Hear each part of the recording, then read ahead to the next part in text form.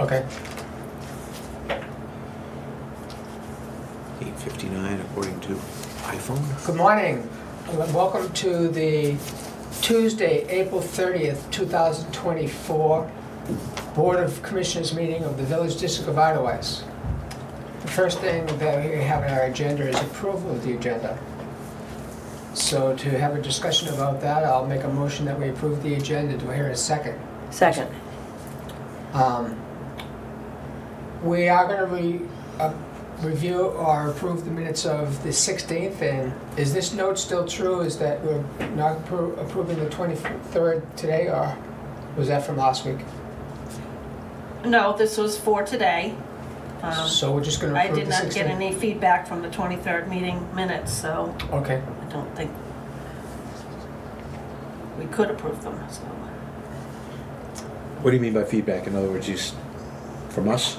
No, they're essentially right now being sent to Mark as a draft for Okay. review, and then he makes any updates or changes that he feels fit. Oh, okay. We're doing That this were just as missed. Jennifer gets the Right. feel of how these meetings go in the minutes. Okay, got it. Like one note I have is that we need to add the video link to those. But we'll take care of these next week. So we're only gonna do the 16th.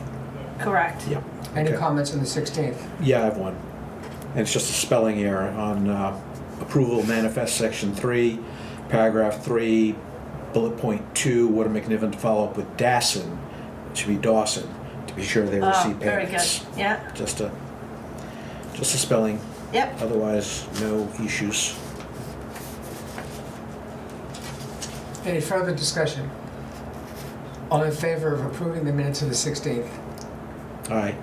Aye, Aye, as amended. 3-0. Okay, Amended. great.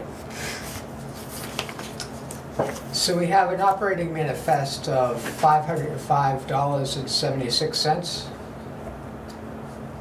I saw that that's just a few Yep, payments, like Correct. Lowe's.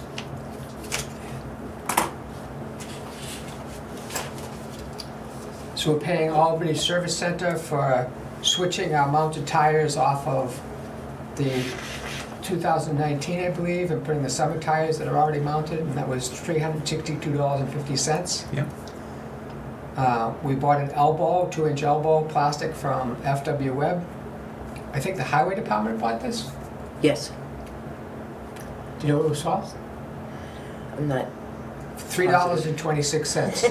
yeah. Yeah. Lowe's It's a deal buster. Lowe's business account, we're paying $40, and this seems to be fees? What was that, Lowe's? Lowe's? No, Lowe's is not charging any fees. That is a balance, Okay, a remaining balance. the remaining balance. Okay, And we confirm that there are no fees being assessed. What did we have a remaining balance from? We don't just pay it off in full? We It's now paid in full. It Right, wasn't no, prior We saw that because they they were were paying it taking full. advantage of Okay. whatever So So special. somehow we had a balance on it from prior purchases, okay. for unknown reasons, right? We're not guessing. Right, all right, no speculating now, okay. So the total manifest, after we also paying $100 to have Jeff attend the culvert maintainer certification class in May, That's money well spent. is $505.76. Do I hear a motion to approve this manifest for I'll make a 505.76? motion to approve this manifest for $505.76. Second. All in favor? Aye? Aye. Aye. 3-0. So we'll sign this, and then we'll start signing the checks.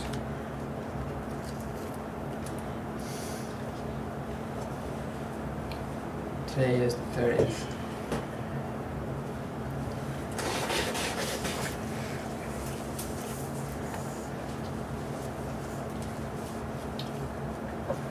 We also have a payroll manifest. Do you have a copy of that?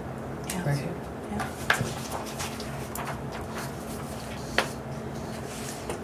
And this payroll manifest is for 2 weeks' pay for the 2 highway employees and the administrator. And here's the time cards if you'd like to look at them. So the gross amount of this manifest is $10,580.62. The net of the 3 checks that we're gonna sign is $9,166.59, 59 or 19? 19. 19. For 3 checks. Do I hear a motion to approve this manifest? Make that motion? Okay, so there's 3 checks, but I believe there's other people included on that printout that Yeah. Nancy did. We noticed that on the report, and we have to look at what QuickBooks is doing, because it didn't print checks other than the Okay, premium. great. We noticed that, and we have to look at that, why QuickBooks still has an employee that's not employed here anymore, still It showing was up. probably the date range. So if you can make a note of that in a minute, Yep. we'll take a look at Yep. that. So, any questions, any further discussion on this? I guess we approved it, so I'm signing. If you could sign this manifest, pass that to Nancy. We have to get the treasurer to sign these checks also.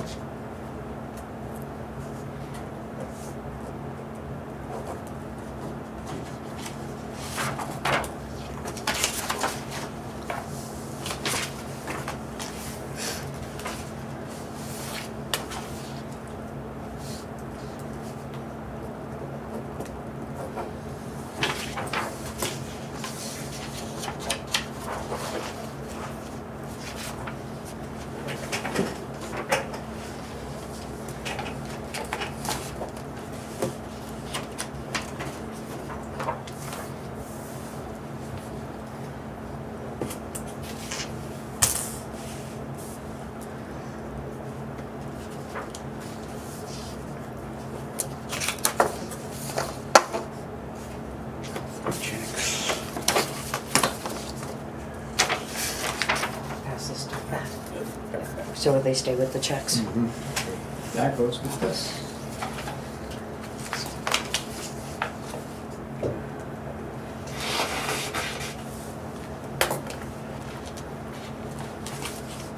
It's the payroll, and we have these checks to sign. Okay, have you voted on the payroll manifest? I believe we did.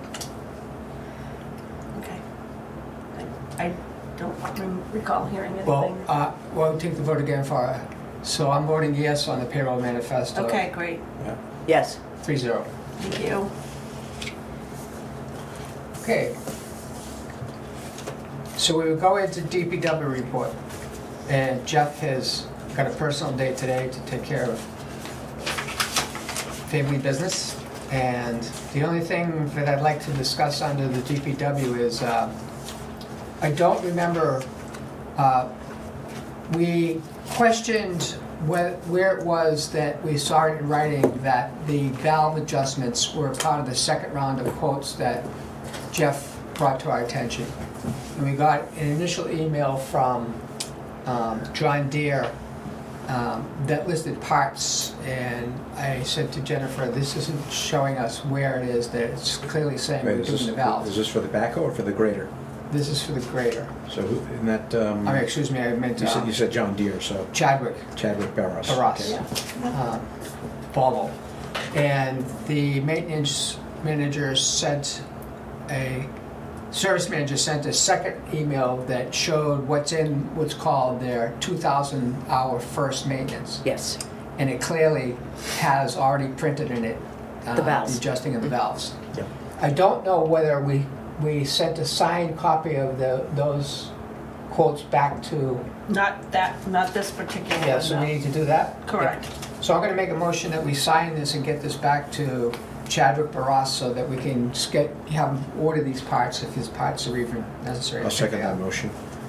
So Woody makes the motion and, Well, I seconded it. I thought you made the motion. Yeah, okay, so the Pretty much. motion's made by me and seconded by Woody.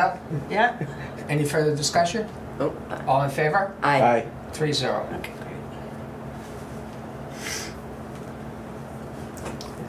So one thing that I would like maybe to put into the minutes too is, I wonder how many actual hours are on the Volvo grader. Because I happen to remember discussions of, here comes Ian, the time clock on it. And so I wonder where we are as far as 2,000 hours. Right. We should get that number. I do recall Tony mentioning to me when he gave me the big tour of it several weeks back that the overall hours on the machine was pretty low, considering how long we've had it. Good morning. Good morning. But it does a lot of work, gets beaten up a lot, and that's more the issue than the. So you think it might not be? I don't think it's higher I don't think it's a 1,000. high amount of hours, yeah, but that's what I recall from the conversation. We'll need to have that validated by Tony, and I'm sure they can, there must be a clock in there, Yes. yeah, so we Okay. can get that determined. But again, their professional opinion was that if we do the proper preventative maintenance on this Volvo grader, we could get another 20 years out of this machine, and that's what we need to be shooting for. Yes, okay. Anything else with the DP? Oh, one other thing is, I happened to ask Tony and Jeff when they were together yesterday, I think, where were we with doing road grading itself? And are you trying to get us a tip? Oh, I didn't know if you wanted to just pass those to me. Oh, I'll just pass these, I signed the last round, so I'll let you sign this round. And I think what they're doing is trying to hold off grading the roads until this service gets done on the turntable of the mold board. And it's kind of like, they're not sure whether we're endangering the grader by continuing to use it or not. So the conversation kind of ended there. So I'm letting you know that I think they're holding off to try to see what the schedule is for getting this major maintenance done to the grader before they start to use it. I think that makes sense. They've already graded Idlewice Drive, and that's in so much better condition than it was just a few weeks ago. Yes, there's other roads that have lots of potholes in them. Yes, I know there's a lot more to do, and people are eagerly anticipating that, but So we'll try to see how that all works out. let's leave There's it. things they can do with the backhoe and other things that can cover bad situations while we're trying to protect the grader until it gets this major service. Which, what are we talking about now? It was 11,000 and we just added 5 or 6? Yeah, So it might be upwards of $16,000 for this maintenance on a machine that's probably $300,000 to replace or more. right. But a lot of this is, some of this maintenance should have been done long ago, and it wasn't. I mean, there's stuff that's timely right now, but there's stuff that's way overdue. So that's why the bill's a little higher than, there's a little shell, you know. Anything else on Sticker shock. DPW while Jeff isn't here? No? Just, you know, I've been taking periodic inspections of the spillway, and it's hasn't risen. We haven't had any rains. It's below that 7-inch above the riser. It's about 3.45 on the stick, so it's 2 or 3 inches, about 2 inches below that 7-inch mark, that according to the ordinance. Okay, so we're ready to move on to Simply Water and Ian Hayes. Hello. Good morning. Good morning, Ian. How's it going? Better, a little better.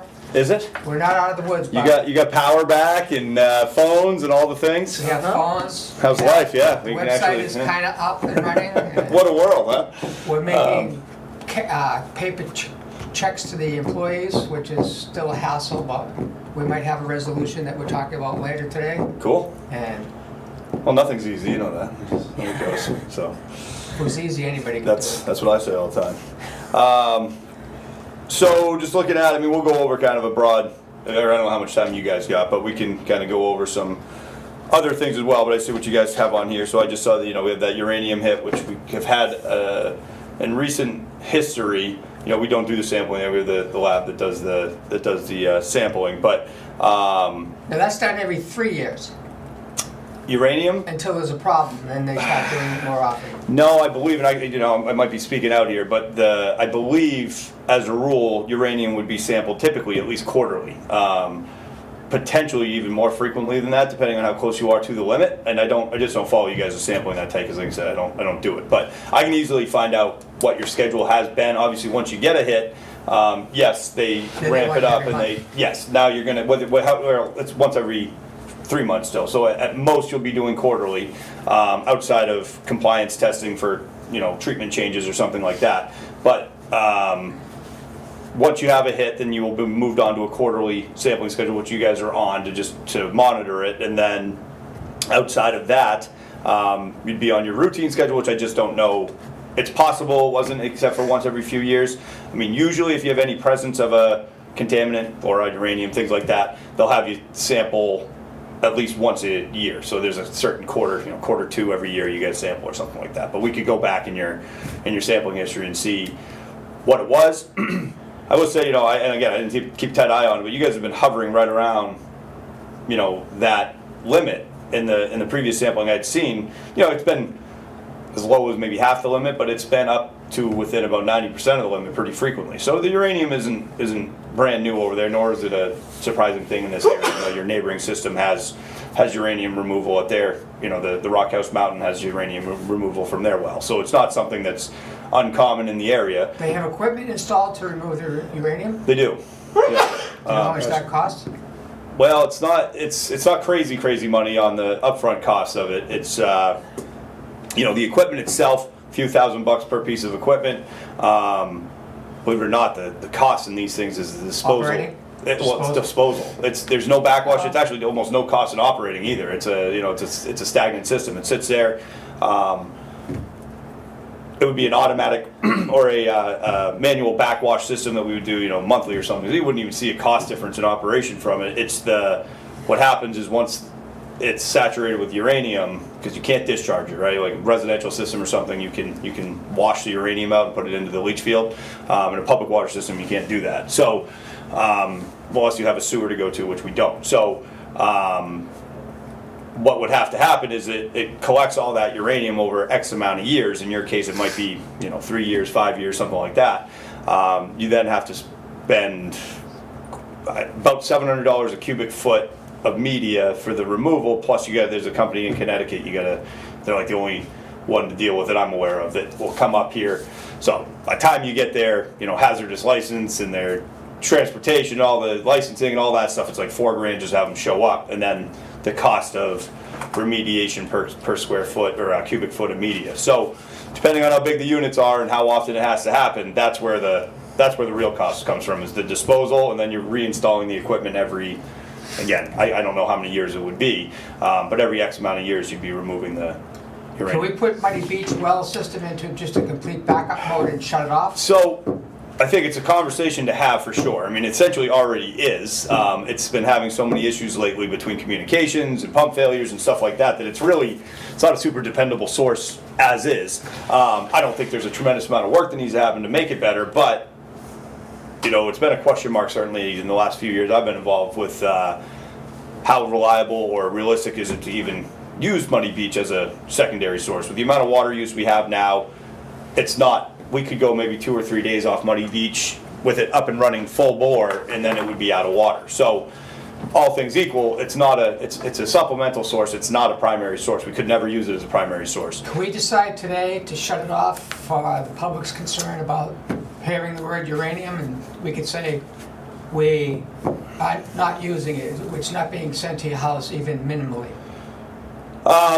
Yes, you can, but it doesn't. So there's a process to this where if you want to abandon a well, you got to abandon a well, right? You can't just tell people that we're taking it offline, shut it off, valve it off, and say it's off. Now, can we do that for our own purposes? Yes, but you can't really advertise that you did that as a solution to the problem unless you officially abandon the well, which is a physical disconnect, and you actually have to fill it in, because for obvious reasons, right? I mean, we said we did it, but then sometimes there's some other operational, whatever, it gets turned on, right? Which has happened, not to us, but this has been an issue with abandoned wells in the past, which is why now if you are going to remove it you got to essentially remove it entirely. You got to abandon that well if you're going to be able to say, Completely. yeah, there's no chance we're using this water.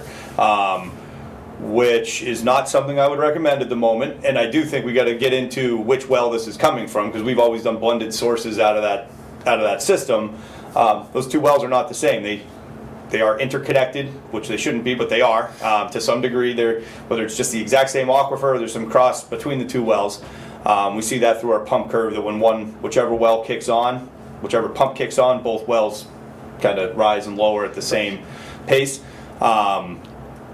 So there's some interconnection there, but it's not the same water. One pump's down 300 feet, one pump's down 100 feet. So assumably the issue is probably coming from the deeper well, and the shallower well is probably the one that's not as problematic with the uranium. A while ago, I looked to see on the state's website if I could see where the Conway Rockhouse Mountains well, which is physically above ours in elevation. Right. Which is kind of strange. It is. Okay, them to put a straw down in what's our influence area, but that happened.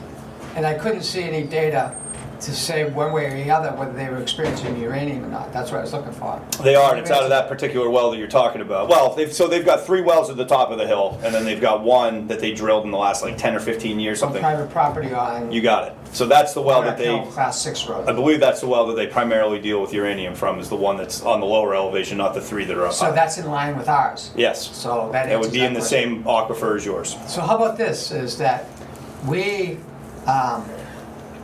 reduced the use, we stopped using that well. Yep.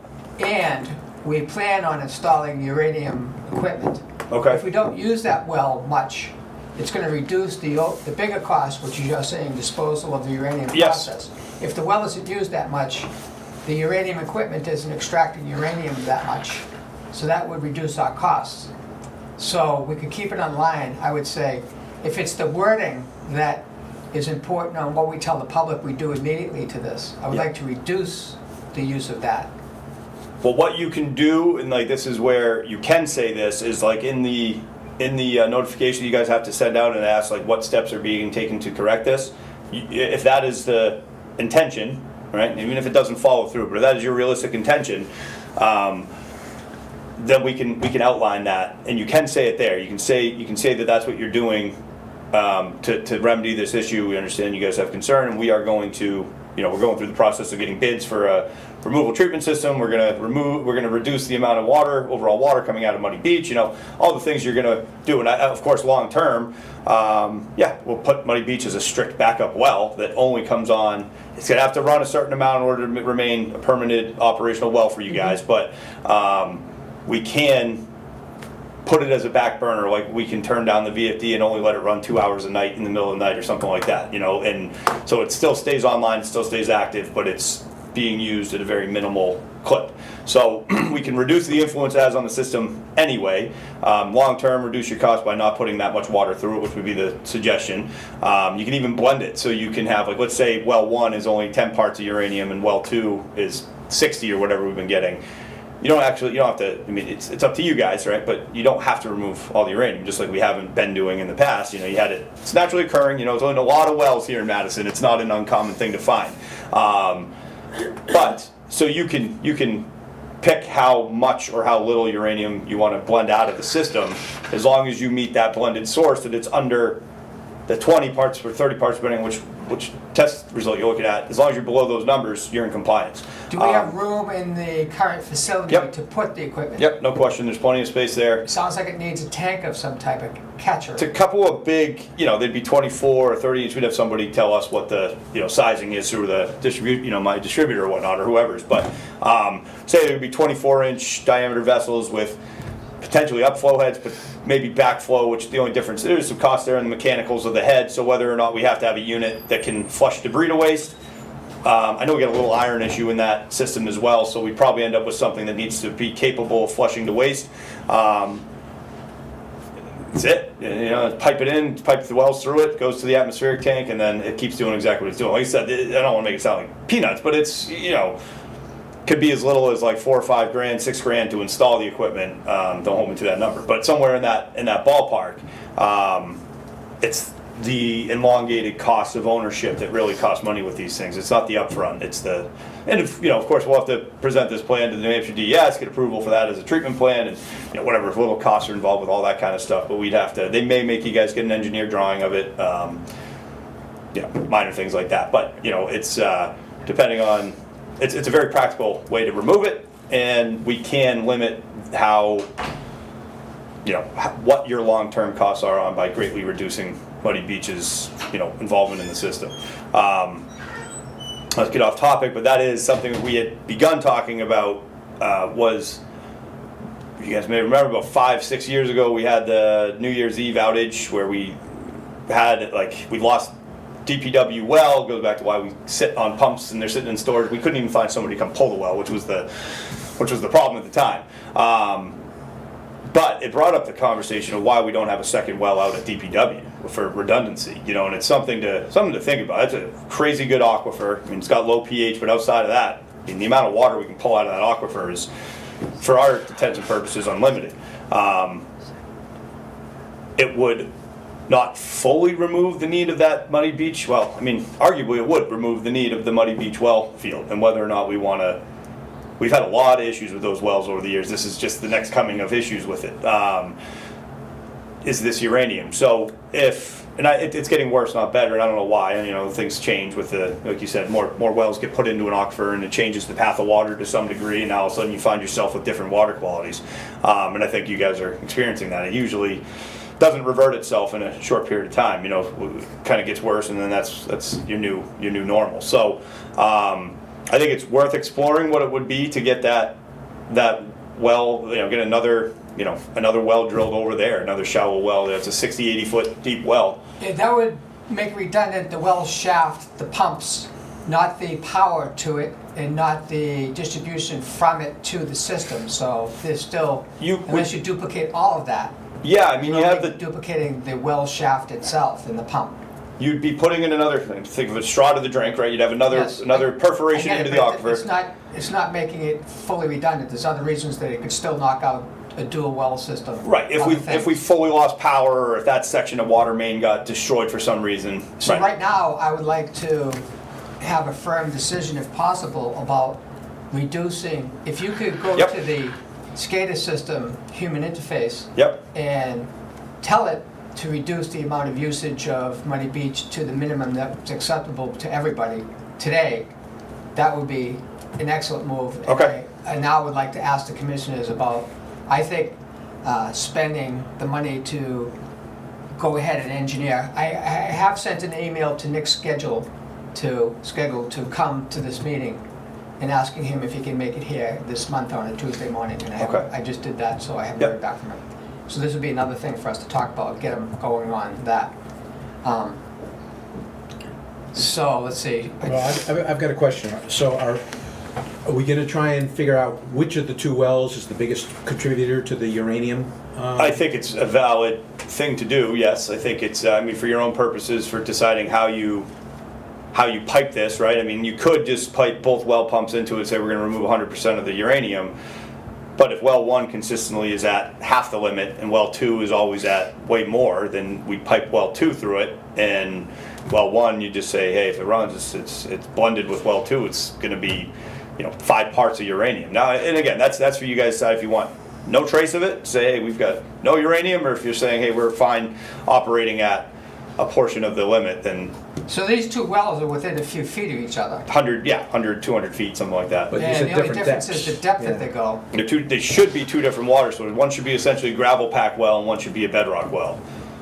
By their depths, I don't know the construction of the wells, but by their depths, that's what the assumption would be. And that's just to determine whether you want to put the filtration system on one or both of them? Yeah, it doesn't change much for your cost of installation. No, you would probably, if you were going to run both well pumps at the same time, we'd have to spec for 80 gallons per minute, or if we were going to run one well pump at a time, we'd have to spec for 40 gallons per minute. So it just... We haven't run two of them at a time in a long time. They do run, well, only because well 2's been troublesome for a long time, but they, as a rule, the way that system ran was... or should run is both, we had both pumps kicking on at the same time. Because of we've altered the flow rate out of it with the VFD that was installed there to only do like 40-ish gallons per minute, because that is the realistic amount of water we can get out of the well fields without running dry. It's not enough water to actually supply your distribution system fully, but it's enough that it's the right rate that we're not gonna run the pumps dry. So with that in mind, in reality, all you need to do is one well pump at a time. So if I'm getting this, we would run it at a minimal ongoing operation just to keep it as a valid well system. If with the state. time came that you need to use it. The only time we need to use it is if we lost DPW1, and for the amount of time it would take to get DPW1 back up in a worst-case situation. You'd live off Muddy Beach. So we could live off one pump, Yep. one well. For, again, just bearing in mind at 40 gallons per minute, that's, let's say, half of you guys' actual usage or something, or, you know, in the good times, maybe, you know, it would make up for 60 to 70, 80% of your usage, but it's not 100% of your usage. So what would happen is we'd ramp up that pump to meet your usage, knowing we're drying down the well fields, but you would have 2 or 3 days of time to solve whatever issue was going on with DPW. That's the way I would look at it. Which well is the deeper well? Well 1 or well 2? Well, one. Well 1. And is that the suspected one that maybe has the? That is, if I had to guess, would be the one that I'd expect the uranium to be coming from, yes. And then Well, if just, we're doing tests now, and we're not using 2, then it has to be 1. Well, that's, So I we're mean, not 2 using- has been operational off and on, but there's something going on with that pump. I don't know if it got fried in a storm or what, but it's amping out. We found this out after the, most recently, it's tripping out on amp overload. So at this point, it's got to be traced out by, I think Hartley installed it most recently. We could have him probably 6-8 years ago. They changed those well pumps out. Have him trace it down and see if it's a wire or if it's a pump, but it's amping out. So it's the pump. It's not even capable of running right now. But that's So why relatively don't new. we shut 2 off altogether? Yep. Run off 1 minimally, Yep. and plan from there. Okay. Yeah. So I'll set that to kind of go as very infrequently in the middle of the night, you know, just as a buffer pump, just to keep it operational, and then we'll see what we can decide to do from there. okay, so I want to make sure I understand this. So if we shut down well 1, which is the deeper one, We're not shutting not- it off. Well 2 we're shutting off. well 2 we're shutting off. Yeah, well 2 is effectively shut off right now Okay. by not by We just choice. run well 1 minimally, Which is the deeper one. yes. Okay, but before. That's the one that you would expect to be the issue, yes. So So you're part- wondering why wouldn't we run 2 instead of 1? 2's incapable of running right now. Okay, but maybe we'll see through whenever the next test is, if that. Yeah. Okay, and another interesting, it's just, I'm speculating here, but you made an interesting point that this seems to be an issue that's been increasing over time. With the More noticeable the tests? uranium. Yes. Yeah, you guys, I mean, you never tested over until, well, I don't want to say forever, but there might have been some tests in the real distant past you tested over. But in my experience here, you guys have not had tests over on uranium. Now, in the last, I don't know, 6 quarters or I'm going to so. put out a hypothesis. I may be totally off, but Yep. and I'm not the expert, but even though I've only been living here full-time 2 years, I've been coming up here for over 30 years, a family house on Big P, and on the eastern side, I've noticed that where the Muddy Beach is, that whole shoreline is getting shallower and shallower as silt and runoff from Rockhouse Mountain, from all the development, has been coming down and filling in. It's become such a problem that there's an actual organization on the other side of the pond trying to deal with that. Gotcha. And I'm just wondering if that may be contributing to the increased. It's hard to Uranium say for, obviously, I wouldn't be able It's to. pretty far away from the field of influence for that well. Well, and that's is that where we should be drawing water from is about 300 feet deep, right? That from well 1, well 2 again, like I said, is more like 100. But so your influence from surface waters and what's going on the top should be very minimalistic. Nor does that style of runoff would we expect there to be uranium or anything like that in there that would have an effect. Now, again, I'm not going to tell you definitively one way or the other, but typically surface water influence shouldn't have. If it does, we got bigger problems, and that's where I really don't know if we have some kind of a crack in the well casing or something. This has been something since we put those transducers in, has been a conversation point, but the expectation would be no, that's not an Okay, involved. you're saying the Wait, yeah, no, I get that it. whole side of the pond is just filling in. Yeah. Last year, when we got the first recent notification about the tests, the state was flagging it. There is a second homeowner on Geneva Place that is a environmental engineer in the state of Rhode Island who became interested in this. And through emails back and forth, he had me look at drought patterns, of which there's a website that will show the drought patterns that we have been in. And there's one that shows, and so you can actually adjust it, give it a time range, and I put the time range in of the available data from the state about our uranium testing. And it lined up as the year after, the graphical representation of the drought patterns for us matched up the following year, with the hits. the uranium So- test would rise. We've been seeing this pretty frequently. You guys are not the first system we've seen this happen, that we had such a drought. It was like 6-8 years of legitimate drought conditions, anywhere from moderate to severe drought. That then last summer, as we all remember, was literally just rain. And Too much rain. it like Yeah. surged the aquifers, and like it just came back like so fast. We went from a 8-year drought to an abundance of water. And I think it played havoc on people's water streams. Like some people got lucky and it got better, some people got unlucky and it got worse. But it changed the way the water was moving in those fissures, and people saw pretty significant water quality changes. I mean, at least I would go somewhere around 10% of my customers saw pretty significant changes, for better or for worse, but they saw significant changes in their water quality. So it would be assumed that the drought and the resurgence of the aquifer had some hand in all this, because the timing would be too convenient otherwise. So Well, again, I'm just throwing out. Obviously, rain and drought conditions affect the wells, the aquifers. Yep. Okay. So going back to what I was talking about before, you said surface water doesn't have an impact on the aquifer, but if rain and drought waters do, why wouldn't it's conditions just on the surface? Right. Obviously, rain is coming initially through the surface. you have just different levels of, like we have multiple aquifers. You got like your surface water, you get your gravel pag zone, and then we got our bedrock zone of water.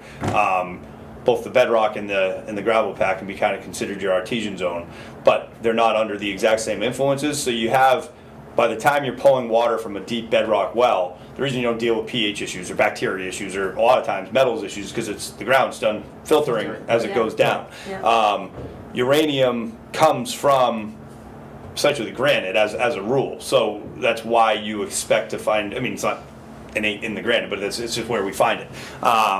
So that's why you expect to find your radionuclides. You know, your radon, uranium, beryllium, all those things tend to live in the deep wells. So that aquifer, just like the surface water aquifer, dropped 2 feet in the ponds and lakes and everything. Your underground aquifer, it's like you can't see it, but it's like another big. It's a river. It's a lake underwater, Right. underground. I mean, and so at the same time, that's not recharging at the same rate because you don't have the available water to recharge it. So it drops, and now it's finding different paths of water to kind of feed it. And then when that big surge came through, and all of a sudden everything just really refilled in the course of weeks or months, it just it's almost like it hydrofracked the. You can hydrofrack wells to kind of blow out the fissures and open them back up. It's almost like that process, and you run the risk. When that's the fear with hydrofracking, is that you're going to open up to something you didn't necessarily want to open up to, and now all of a sudden you get these, bad water quality. You get more water, but you get the bad water quality. It's almost like that happened. We got like this explosion of the fissures in the granite, and it allowed different things. And now I'm not a hydrologist. I'm not talking from a, but that's just what we've kind of through people we've talked to, and the way we're chalking it up. That's just, it's like I said, it'd be just too much of a coincidence otherwise. It just really seems to play pretty linearly on that. So So I'd like to make a series of motions to Yeah. bite at this elephant a chunk at a time. That's a good way to do it. One bite at a time. The first one would be, is what we're asking you to do immediately of the controlling of the Muddy Beach well system. So we need to phrase that correctly. And so I'll just take a stab at it and say, I'll motion that we ask the water operator to minimize the use of Muddy Beach well system to reduce the total amount of uranium in the system. And you're specifically talking about one. Or Well, two. one. Well, maybe it has to back up from that and start with which well. Do you want us to tell you that we just want to use one to shut off two because it's problematic and it's not makes sense? trying to think of how to simplify this, because so I have to I'm going to have to address, well, to some of the things I was going to talk to you guys about today, about having Hartley come in, so maybe we can add that to the list here. But get somebody come in and explore, because I can't have the wells offline for extended periods of time with no operation without having to go through like a process of like restarting them. So, Sorry. which is more expensive than just fixing it. So we gotta get that one operational. I think once it's operational, we can adapt how they run. I would leave it as a combination of both wells for the time being, and just say reduce the total output of Muddy Beach to whatever the allowable minimum is, Oh. and run it like that, and So then we can. That's the motion I made. Okay, so reduce Okay. output on both pumps. both Yeah. Yes, the wells. Muddy Beach Yeah, well put a Muddy source Beach well is System. at a Okay. combined allowable minimum. Second. Let Jennifer catch the allowable minimum. Yeah. In reading about uranium, I discovered that the write-ups that from different states actually get down to saying that we have uranium in our bodies all the time. We get it through the food we eat, Everything. it's just the levels of it.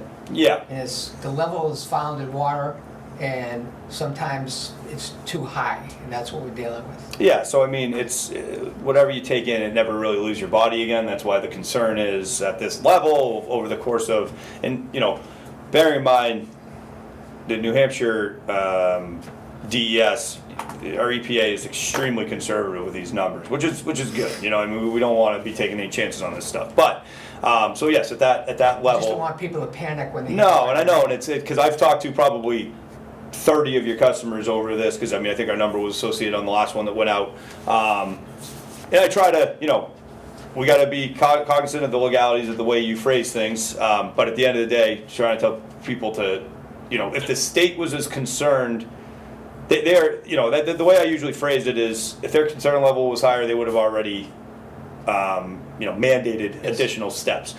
You guys haven't gotten to the point, eventually if this continued, you would get mandated to the point of either abandoning the well or installing treatment. You haven't got there because they're still keeping an eye on it to see if this is a snapshot with a change and it recovers and it does better, or is this this is an issue that we have to just say the well condition has changed and this is our new situation. So they're probably getting closer as we've had a number of routine overages in the last, like I said, I don't know, So I'd 6 like them quarters. to So see us taking action. it's not a bad on thing. I ahead mean, of it's them. better to be ahead of the curve, and I think for your own customer base, especially for that upfront cost, it's not a massive thing. I mean, we've done. Do you want to Worth read the it. motion back?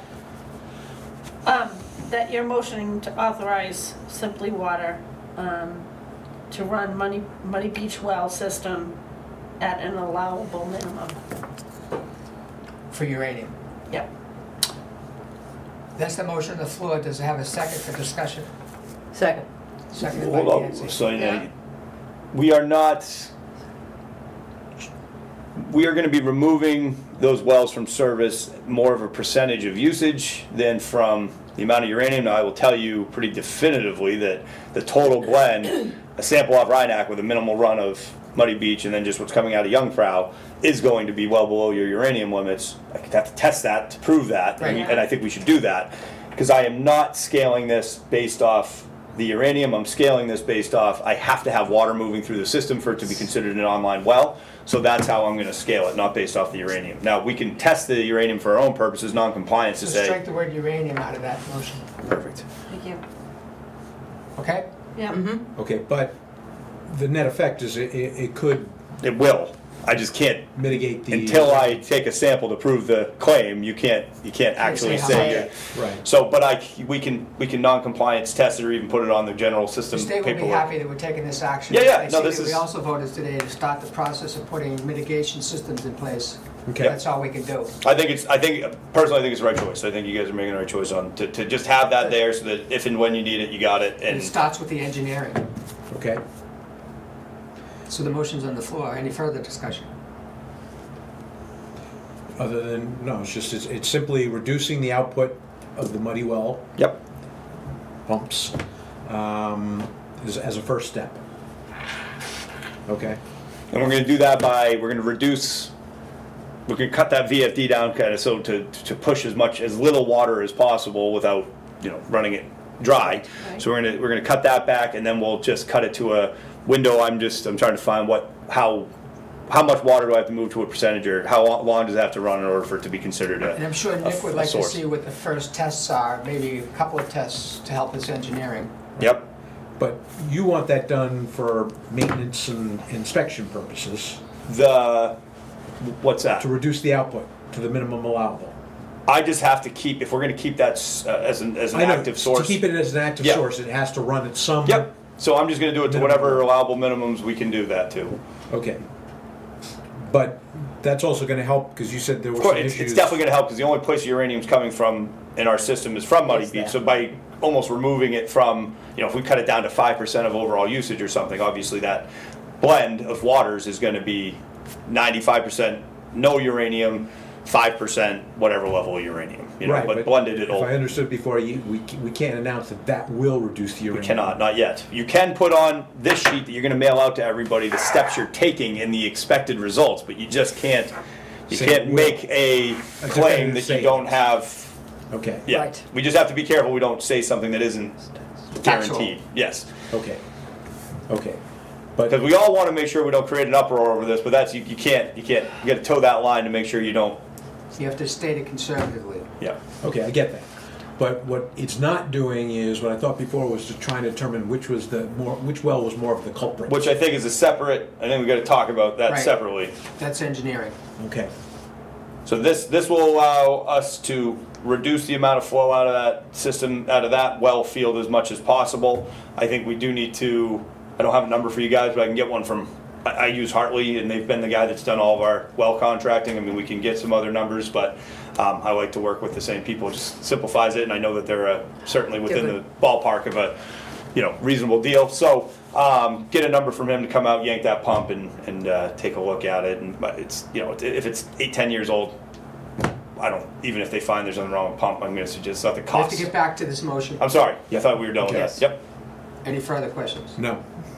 Aye. All in favor? Aye. 3-0 on that motion. Now we need to focus on the second motion. And that, I'll make that motion is that we ask Nick Skagel to begin an engineering project to evaluate the Muddy Beach system and look at a possible uranium mitigation system.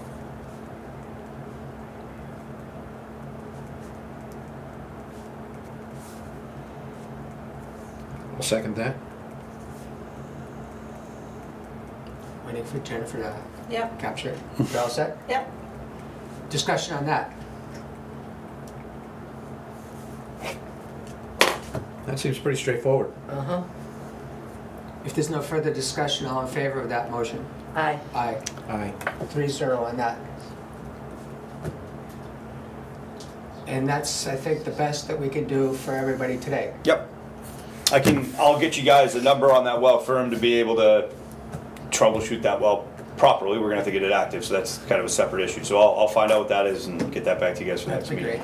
great. Okay. I guess the only thing I'd like to know is when the next water test is scheduled for, and what the periodicity for those tests will be It's going. more than likely not your routine sampling. Yep. I have to look and see if the lab's been out. I'm 90% sure they have to take this quarter, so your quarter would be April, May, June, and they almost always take it like right at the beginning of the quarter. Unlike me, I always do it at the other end. But so they would probably have already been out, which would mean your routine sample is probably July. If they haven't been out yet, then it's sometime in the next few weeks they'd be coming to do a sample. But a uranium sample, I think, is $40. You can take non-compliance. You can take it on state-approved paperwork to put it in your record system as a non-compliance as well. So you can either do it for your own records and your own purposes, or you can do it, take an official sample that's just not on your schedule. So we can do that for your own purposes, just to see where they're at. It's a pretty low cost thing. Okay, I'm concerned is, obviously. You unless can you're- give as much unless factual. you're measuring things and over time. Right. You don't know if what you're doing is really And that's working. they look at that quarterly as enough time to be able to build a broader picture on things. Now, Okay. for your purposes in a short window, you may want to every month go out and get a sample or something. And again, that's a very low cost item for your own purposes. And like I said, you can present any factual information you want. You can say, hey, we've been sampling and this has been the last 5 samples. You can't necessarily make a statement based on that, but you can give the information. So if you guys track it and find that our system-wide uranium is 2 parts out of to a 20 limit, you can report that. You can't just say, oh, we've gotten rid of all the uranium, but you can say that, you know, this is what our sampling shows. Who does our testing? Granite State Analytical. Brandon, that's right. That's So And- we have to perform a public notice within Yeah. 30 days of April 25th. and what is the means to, what's, The most cost-effective way is a mailer. I don't know when you guys' bills go out for. Bills are out. They've already unfortunately, gone the out. water bills have already gone out. We need to certify the public notice was performed within 10 days of performing the public notice. This is the documents that we got from DES. Yes. You have an option to do door-to-door, but honestly, in this scenario, it's cheaper to mail them. It's harder to certify that we went door to door too. Well, the certification is signing off on it, so whoever did it, like say, you know, we completed that. Just attest to it? They would take you up on your word. If they found you didn't, you'd be in a lot You of like trouble. going so. door to door? I'm not going to I mean, it's- doors. It's a long day with the 500 next homes, but you know, if you got to volunteer to do it, then it is cheaper than mailing It them. wouldn't but- be so bad if everybody had a mailbox, but not Right, everybody, right. there is no Oh, you just got to go say hi to everyone's dog. and postal delivery A couple here. people with no trespassing and fun with that. So let's Yeah. decide how we do that right now. I don't want to kick this can down the road. Well, if we just did a simple postcard, and postcards is cheaper to mail, I imagine. You have to do it on their paperwork. There's an actual form that you got to mail out Yep. that gives the information. So you're stuck with the 8x11. So you can't do a postcard, unfortunately. Okay, so then we got to do the same thing we did with The water bills. water bills. Yep. We could do a combo if we thought we could get some of them faster, reduce the cost. Combo what? Door to door versus mailing. That might be too complex. So I'll make a motion that we do a mailing. Second. Further discussion. All in favor? Aye. Aye. Aye. If there's 50 houses, you know, it's not bad, but 500, you guys, you'd be 3 guys out there half a day doing that. So, okay, so that I think closes up the uranium for the moment, right? Yes. So you guys have Aspen Drive on here. So what we can garner for information is we know that the new pressurized main that feeds off Rhineac ends essentially at what I'm going to reference as Upper Aspen. You know, you get the kind of goes that sharp bend down and around. So at the very top of Upper Aspen, which is around house 10 or so, there's a blow-off structure. That is the end of the new pressurized water main It's a new one as a result of the Rhineac as project. a result of the And Rhineac this is at project. the west end of Aspen. Yeah. The east end of Aspen comes off Halfenbell Way, Yeah. goes straight uphill, then it Turns and goes down real turns steep. west and is flat and it gives you a view of Jacora, and then it drops off radically. It's a sharp. As it goes That's- back down That's what I to call Yeah. the west end of Aspen. The other drop. now. The big drop. That end it gets fed from, you know, the back feed for all intents and purposes from Rhineac to the PRV on Jungfrau, then feeds out towards Lower Aspen, Gretchen, you know, a section of, well, it is the overall feed for like Grand Val, Grisson, that whole area. In getting over there, it also feeds up to that one house that's on like that steep corner. There's one house on the left-hand side. We know they have water. Where it ends, where it begins, I don't know. It could be at the very beginning of the property, or that water main may carry to the end of their property. There's no blow off, there's no bleeder on it, so we don't know where the end of that water main is. So those are the two dead ends near Aspen. That's, you know, near that 22 Aspen. So obviously 10 Aspen's not the right number, but so as far as I know, there's not water main in front of that property. Do we know about what kind of development has happened at this address at 22? I think they've got a house. It's a new construction, right? Yeah. I've seen that, I yeah. think they've actually put a house in. Yeah. I mean, it's if you're walking down Aspen, it's down a hill and you can. I mean, the good news for them is water's available and there's no pressure flow issues, anything like that. They just have to get the water to them, which is the same scenario that you've run into with some of these other houses recently, which So is. let me make sure I got Yep. this. And I know I can't, I'm just relying on what you know of or heard. So 22 Aspen applied for a water hookup, built the house. And the engineer didn't do any evaluation, and this is long before you. And we're now discovering there's no water main running in front of his house.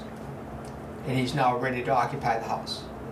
It sounds like, just hearing that the house is built. They're usually in a panic once the shell is put in, Yeah, whether there's plumbing ready in the house or not. right.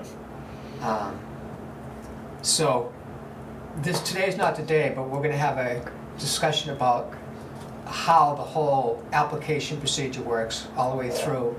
It seems to me there's an application, time passes, and then there's the threat of a lawsuit. The way this system works, as I understand it in Idleways. And we have to get out of that business. do. We have to stop this scheme. So we're not going to solve that today. But here we are, the beginning of the 2024 hookup season, and we already have one. And we have to deal with the specifics of this. So one thing that we're agreeing on is that we know that there's no water main in front of this guy's 22 Aspen. As far as I can say, no. I mean, short of the water main that's feeding the house below it, for whatever reason carrying up and onward, which I can't say definitively it doesn't, but outside of that being a possibility, then no, there's no water main in front We of the know house. of no facts that No. prove that there's a water main. The assumption would be there's not water main. And so now he's going to be confronted with this extra fee of having to extend the water main, and we know that's not cheap, and we don't expect that to easy digging there. No, it's gonna be ledge. I mean, good chance of ledge right there. I'm just curious, when was the application put in? Last fall.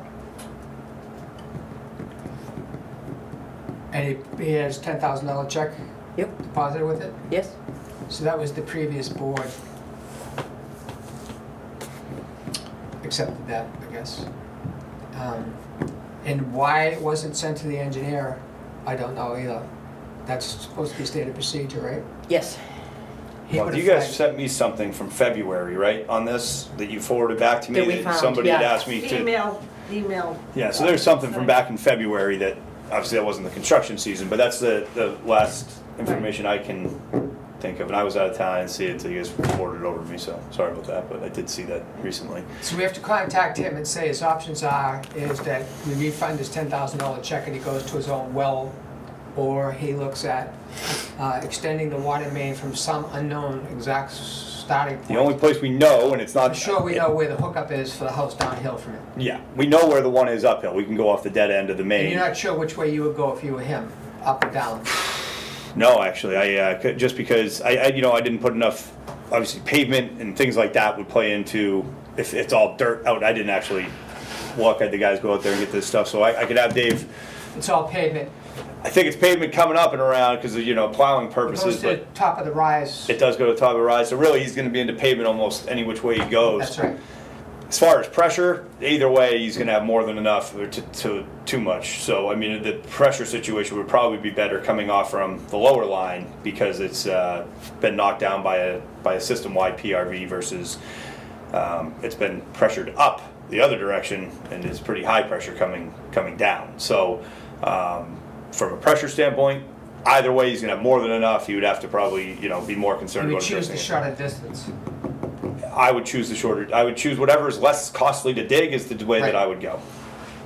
It doesn't matter really which way he comes, it's the matter of how The much. distance is cost. felt. I mean, assuming the curb valve is the location, the dead end of the main, which is just an assumption. But if you were to make that assumption, it's about the same distance, either direction that you go. Oh, so let's look at it from this way.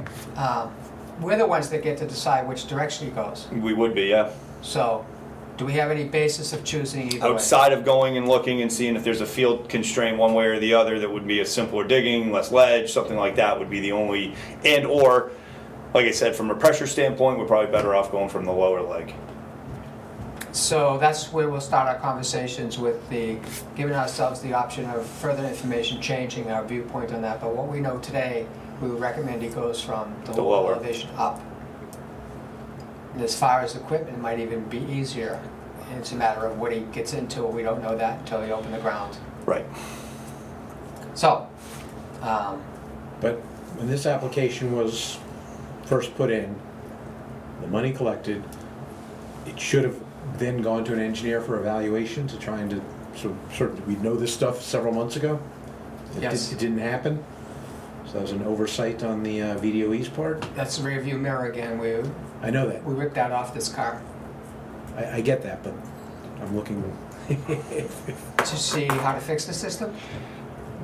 well, yeah, how to fix the system policy-wise, but also we have to deal with this right now. I mean, Yeah, I would say he's not gonna be pleased to find out that the system didn't work for him. But that wasn't under our control. no. Right. And I Nor certainly was wasn't he, being I don't told believe this he was stuff. given an approval either, was he? No. Right, so, I didn't know if they approved it thinking there was water main there, but if they never approved it,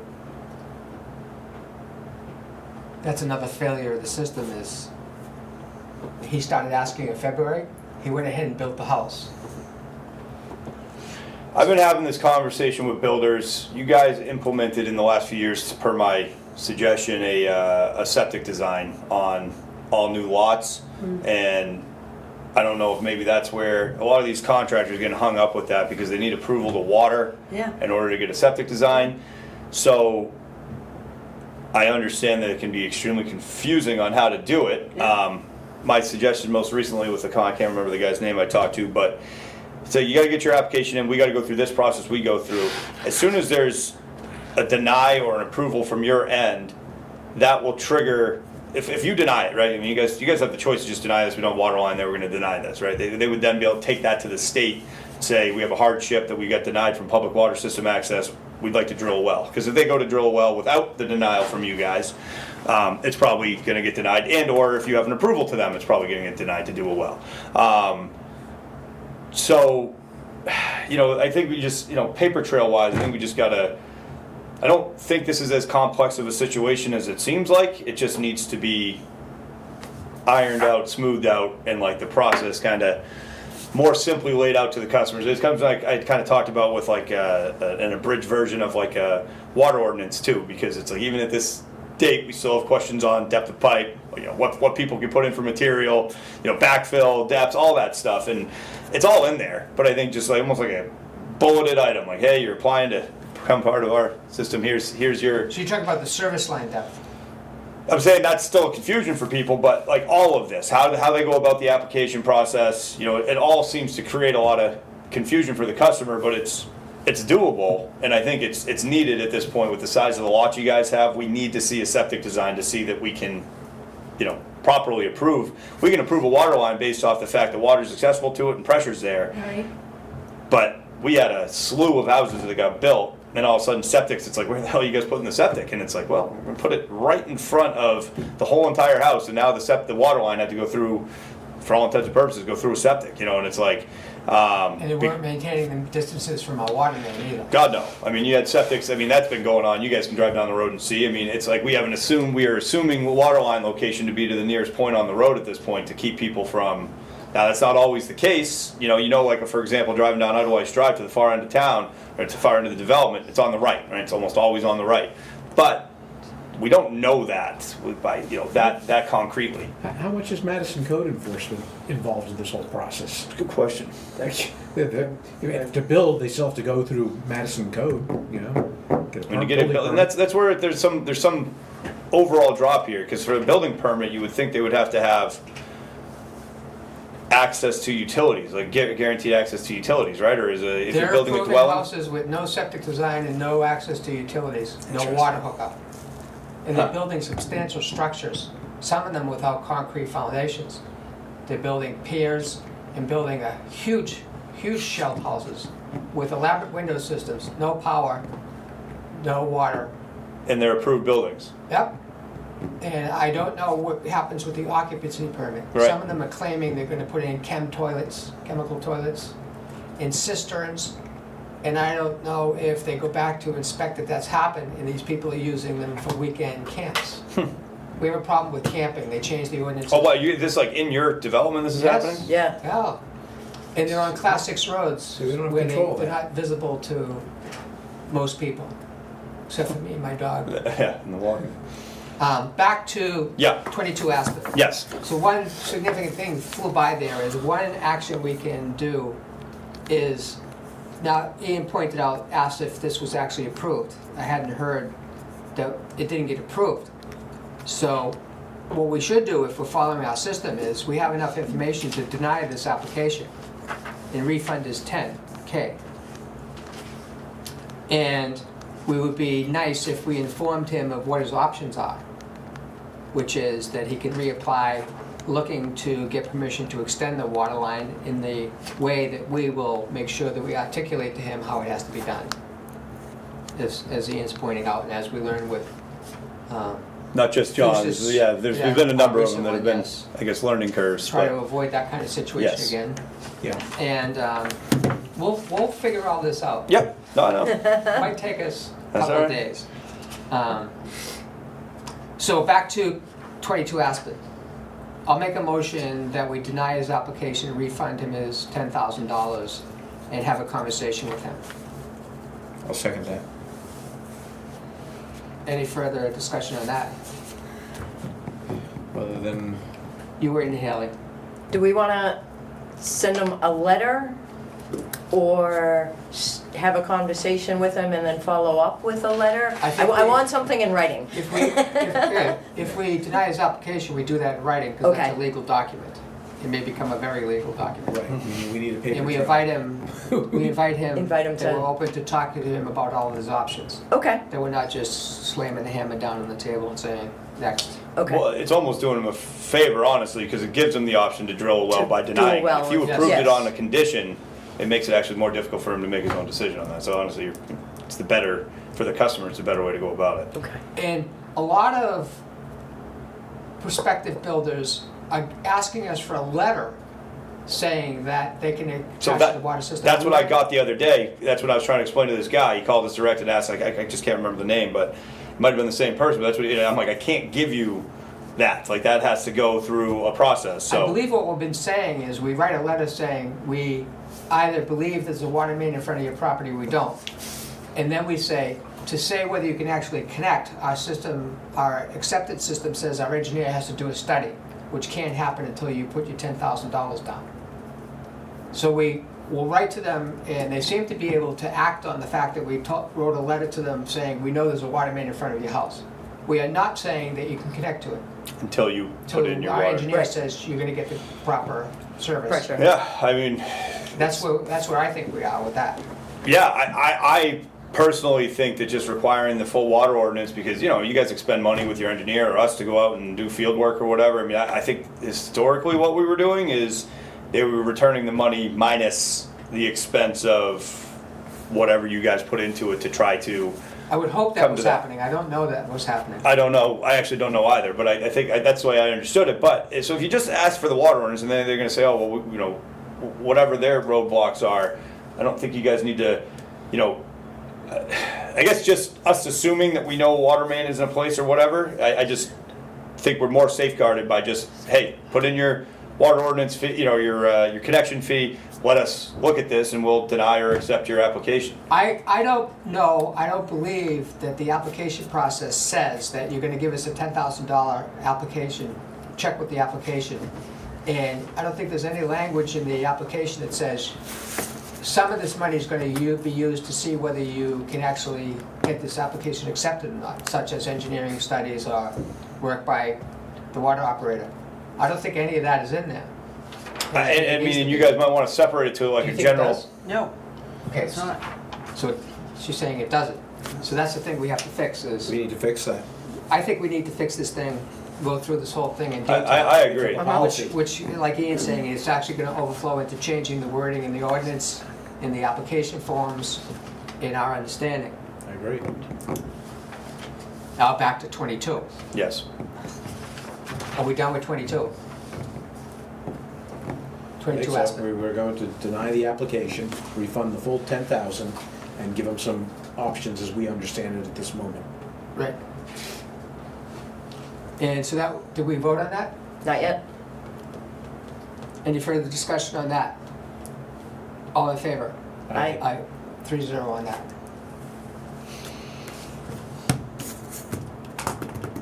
So, I haven't seen what happened during the power outage where you guys ran a, I believe you ran a generator up to Young Frau. Jungfrau. how long did the generator, I haven't seen 2 any to 3 invoices days. for rentals on that, or how much that cost, and. I have the bills. I know I just got the one from Just Electric on it. It's like 10 or 12 hours or 15 hours total between the setup, breakdown, whatever he had into it. So I'll directly send that over to you guys. How do you hook in? They go directly to the panel, so they just discontinue the main power feed and feed it. They backfed. Trying to think. Actually, I think in that case, we went straight to the one pump because the generator we ended up getting, we had an 80, and then by the time we got there, the 80 was gone. So we had a 25 kilowatt generator, which was like just enough to run the pump. So Somebody rented the 80 out in front of you? yeah, Okay. apparently they said they had them.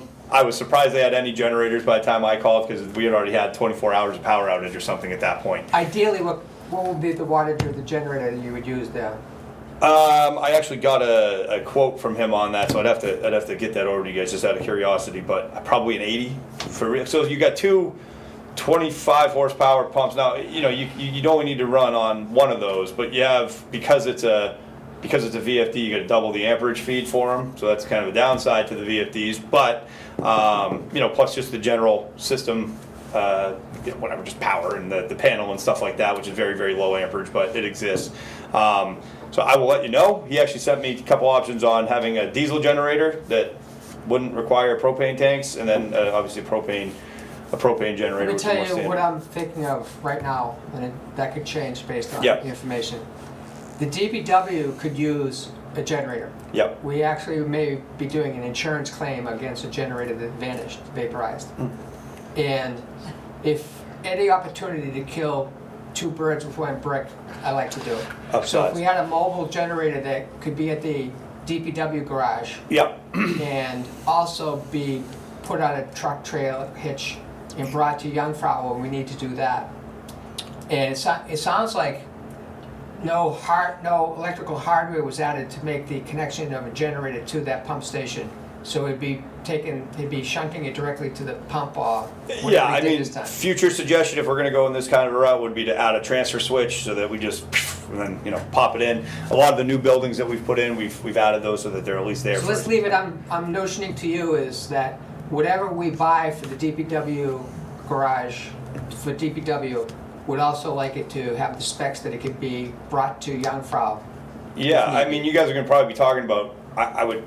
Yeah, so let's look at it, but you're probably looking at a tow behind model, which would just be the most convenient thing anyhow. And believe it or not, the cost isn't that much crazier. So instead of trying to manhandle they get pretty big. As if you get up over 10, 12 kilowatts, they start to get pretty So do they put it in front of on the ramp to the upstairs door, and how'd they get Yeah, they parked up in the parking lot and just wired it in. So how'd they get it into the building? They leave the we door had open? this isn't the first time we've done this. So we had a hole drilled through the wall that we just went back through. We took the plate off and went back through it. But the generators in particular, I think we have just seen, and you guys are well aware of this with the washout it's created in your system. This is happening like more and more and more, and it's like feels like we've gone back 30 years on the power outages. It's like it had been a long time outside of like the real bad Irenes or something like that we went through more than a 24-hour period without power. But and you guys know it wasn't just you. It was the whole area that was without power. That was the second relatively large power outage that we had just this year, let alone the storms that wash out it's becoming more and more frequent. And Are you suggesting climate change? Is that what I'm not suggesting anything, but I am saying Just getting that more frequent. I think that there are a few key locations, being DPW one of them and Jungfrau the other one. Almost everywhere else can survive for 3 days, 4 days. That's just, assuming no leakage and stuff like that, which isn't the case right now. But anyway, just for a general standpoint, and even like your upper zones like Summit and Rhineac, although they wouldn't have what would be considered proper pressure, they would have serviceable water. And in an emergency, I don't think that's something we need to, maybe overall in the grand scheme over a couple of years, you maybe look at other generators for some of these upper locations. But what we need now is 2 to keep your system 95% operational. My suggestion would be to get standalone in-place generators, and I know there's a cost there. But the cost of you guys running out of water, and then even if we had to do this 3 or 4 more times, you've already got a generator covered. You know what I mean? They're not as much money as you may think for like a localized generator. So I did get those bids from them. I had gotten them 6 months ago, and then everything kind of went off the table. But I have them handy. I can send them right over. So we did. The diesel ones are more expensive, but for the generator itself, but it obviously less installation costs. So anyway, I'll get you guys the numbers. Take a look at them, and I would highly suggest. And I would probably get a third portable one that you could even move around between the stations. That you could. I mean, that would be, if I was to say, like in a relative, I mean, ideal world would be every pump house has one. But in a minimalized ideal world, I'd say those 2 standalones that are primary sources or what keeps the water going, and then one to be able to, possibly get to a station if there was a localized event, a tree came down I'd and like took to the do power the out. generators as phase 1, phase 2. Phase Yeah. 1 would be, I think we need to get a solution for the DPW. Yeah, And if we can cover a portable one to Jungfrau in that phase 1 move. Yep. And phase 2 is to look at the budgeting and the installation of fixed generators Sure. at facilities. I mean, having anything is better than nothing, right? Right, taking some action now. Well, we know we have- DPW does tend to get power back much quicker than the rest of your development because it's on the main line. Jungfrau, for whatever reason, every time we have outages, it's like everyone's got power and Jungfrau still doesn't, and I don't know why. We call and try to find out, but it's like every outage we have, Jungfrau's the last one to come online. So I've there's noticed that. That's why I there's wanna do it something this in way. there's something in the path that keeps them from getting there. The next power failure is gonna be at Jungfrau, that's why. Of course. And we will be making an insurance claim, so budgeting lets us get this portable generator much easier than Yep. having not budgeted. Nope, and I for it. think having, like I said, that's gonna cover certainly 95% of your problem, and, maybe sometime in the future you look at a And they full wanna be generator. able to run welding equipment off the generator. Yeah, so it sounds like even just by going that route, I mean, I'll get you what the amperage load is we need for, Jungfrau's the biggest DPW and Jungfrau are the 2 biggest amperage needs we have, so if it can run those, it can run everywhere. So if you get us that, then we'll start to move Yep. on that. Yeah, and I already have it, so all I gotta do is forward it over to you guys. So I'll get you the generator quotes for those. Now, that's not gonna be, that's the standalone, but that'll give you all the specs that he was looking at for you guys to compare to like a mobile version of it. And does he have a quote in there for a disconnect system for Jungfrau? Probably not, but I'll get it. Because I think we should do that. I agree. I think Phase I'll have Dave check on his next round, but I think almost all of them have disconnects at this point anyway. Jungfrau would be one of the ones that doesn't. But almost everywhere, Really? The other places have them? we have disconnects in a lot of the stations that during the upgrades of the pump house when we did the electrical in the last like 5 years, So Rhinebeck has, I know Rhinebeck has one. I'm 99% sure that Muddy Beach has one. Chicor- DPW has one. I don't believe Oak, Shikorowa, Summit, and obviously Jungfrau have them. So it was put at like the main source so locations. let's focus on Jungfrau for phase 1. Yep. Okay. I'll just get a price for Jungfrau's disconnect. But it's interesting to know, I didn't know the other places had them. I I'll thought- confirm it. I'll have Dave confirm it when he goes around and run checks, but that's Disconnects my at the same as a transfer switch, or what are we talking about? yes. That's what I'm referencing Transfer as switch, a okay. transfer switch. So yeah, I think all in all, how did you guys end up going without water? Did anybody actually lose water? I think yes. Who was it who reported they were out of water for a while? People on Jungfrau? No, I Believe it or think, not, they weren't in the worst shape. It was the upper zones that probably like Rhinebeck it Yeah. was somebody on the Summit Hydro or Summit Hydro or That- yeah. that Those was- would have been the that first was- places yeah. to notice issue, and of course with the water loss on Summit right now, that was that usually would use, we'd have 6 days of storage up there. We had 1.5, so that's and we had no way of getting water up there without moving additional generators around, which at that point was a pipe dream. So, yeah, unfortunately that was the. It's not a surprise to hear it would have been the hydro zone up there, or even the gravity zone up there. Either zone would have run out pretty quickly. So, okay, so yeah, I'll get you guys over what I have for an existing quote plus a quote for Jungfrau disconnect. Put that on my note. Let's do it one.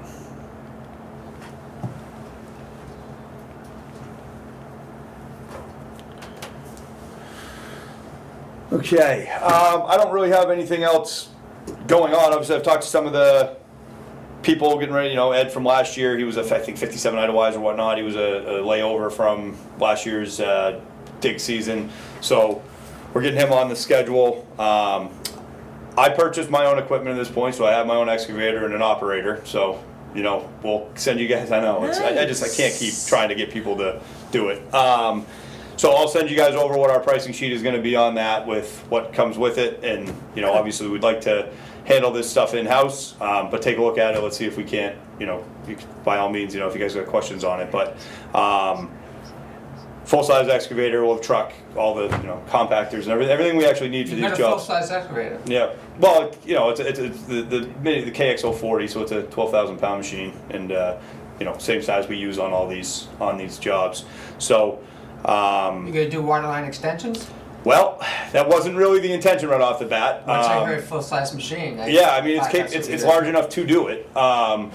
So, and we could probably work something out if we're working in here on other things and, whatever, make it make sense. So, I mean, that's really the intention. I'm not, obviously I'm a business owner, I want to make money on what we're doing, but at the end of the day, I mean, I wasn't comfortable with the cost that we had on these things either. I don't think a lot of people are. So, the goal here is twofold: to be able to have, more reliance on getting things done quicker, and then two, be able to control the cost a lot better How you than gonna what we've move been it? doing. How you I got moving? trailer and truck and everything. You got the truck Yeah. too? Well, yes, so I hired a guy that to operate the equipment that, we've got the truck, the equipment we own, the trailer we own, the truck, and the operator will be, well, I mean, he's my employee, but he's, so we'll see if we buy our own and, whatever, we'll see how it makes sense. I'm not trying to work this thing, 20 days a month. I'm trying to use it when we need it. So anyway, it's, we'll see how it goes, but we do have that, so we should be able to control our timeline a lot better than we've been able to in the past, in the past few years here. So, like I said, I'll get you guys over a pricing structure on that so you know what it is, and that's it. Good. It'll be cut and dry, you'll know what what it is and what the costs are. So, we'll get you guys that, and You buy a new machine? I did, Wow. makes sense for tax breaks and Yeah. all that Sign a stuff, piece of paper. insurance, and believe it or not, they give me 0% financing, fools. So it wasn't a Section bad deal. 179 deduction on your tax. What's the make on it? Kubota, it's Kubota KX040. Nice. Nice. So yeah, we obviously have a laundry list of stuff to get into. I'll send that over to you guys. If you're comfortable with it, we'll get going on that. Couple curb valves that need, the standard stuff, but we have a couple connections. The only one that I think is really waiting is that Idlewiser Drive, right? Is there anybody else that's pending connection status? You got my email on the Little Shore property you guys have been we've been going back and forth with for like 3 years, Ed Mayo. Mayo, isn't he Hutwell? Is it Hutwell? 40 Hutwell? Maybe it is a Hutwell property, you're right, it is Hutwell. We installed that service line, I think December of last year, so 5 months ago or whatever. So it should be there waiting for him. I think he was asking what the next step was. He's just got to connect his line, or we'd be there to connect, but he's got to install and have the standard process. They got to run their service line, have it inspected, and approved, and connected. So we just got our end in first. You would think they've been waiting a long time, but it's so it's there waiting for him. If you guys are whatever that, I didn't get an email back, I don't think, from him. Because I had told him that, and I think I sent something to you guys at the office with the same information. So he should be good to go. You just got to get it connected. But that's the only ones that I'm aware of from last year. Obviously, we got the leak on Little Shore Summit.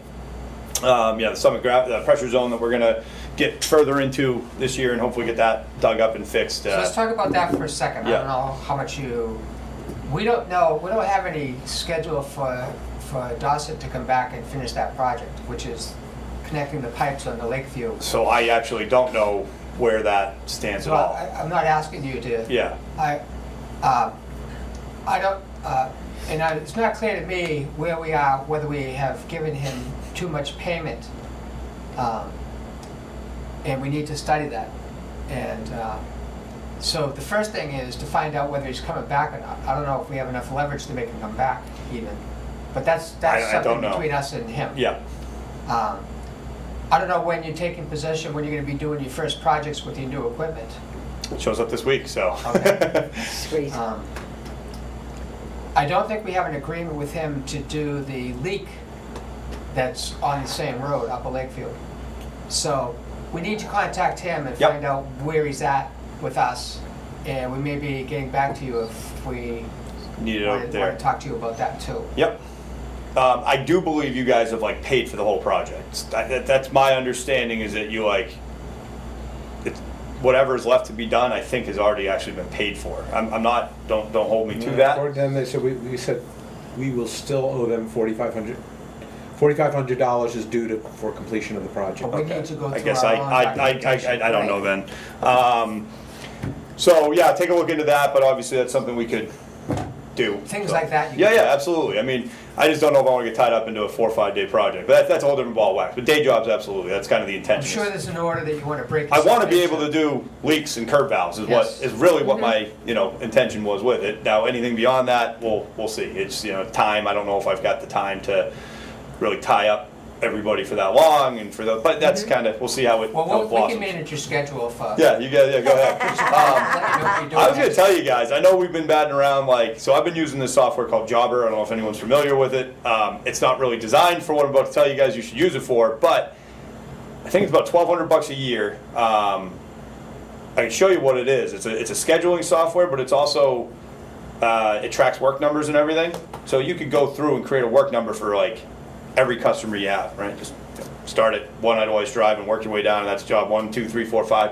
You have a running history of that property and everything that's ever happened on it. And you can search it, searchable, repeatable. Might be something you guys want to look at as it has a lot of other functions outside of just that paper trailing, but you can put notes on the customer accounts and everything it's all their contact information, emails, phone numbers, all that stuff. It's kind of like QuickBooks and Google Calendars mashed into one. You could actually do billing through it as well. So maybe you could, I don't know who you guys use for billing, but it could potentially be a replacement to that software. But it's just something to look at, because I know I did want to just touch on, before I get out of here, the concept of what we're going to, as we talk about, some of the issues we have with paper trails with, the process of, there's a lot of things, right? And and it also falls into, traceable work and what we can go back to. I know we're moving on from the concept of that asset management plan we were looking at. I don't know if you guys will ever reconsider that plan. I think it was a good one, with the mapping included and whatnot, but let's just say we're moving on from that concept.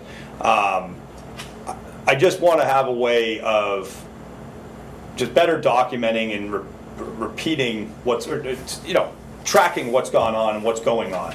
I don't know if the work order system we've used in the past here, although it documents the information, it's just how easy it is to get back to that information. Can you find it 10 years later? And that's the question. Can you when it's still fresh in mind, yeah, of course you're gonna be able to track it down, but at some point it's just a number that just gets, how do we trace it? We will make vast improvements to the asset management system. Okay.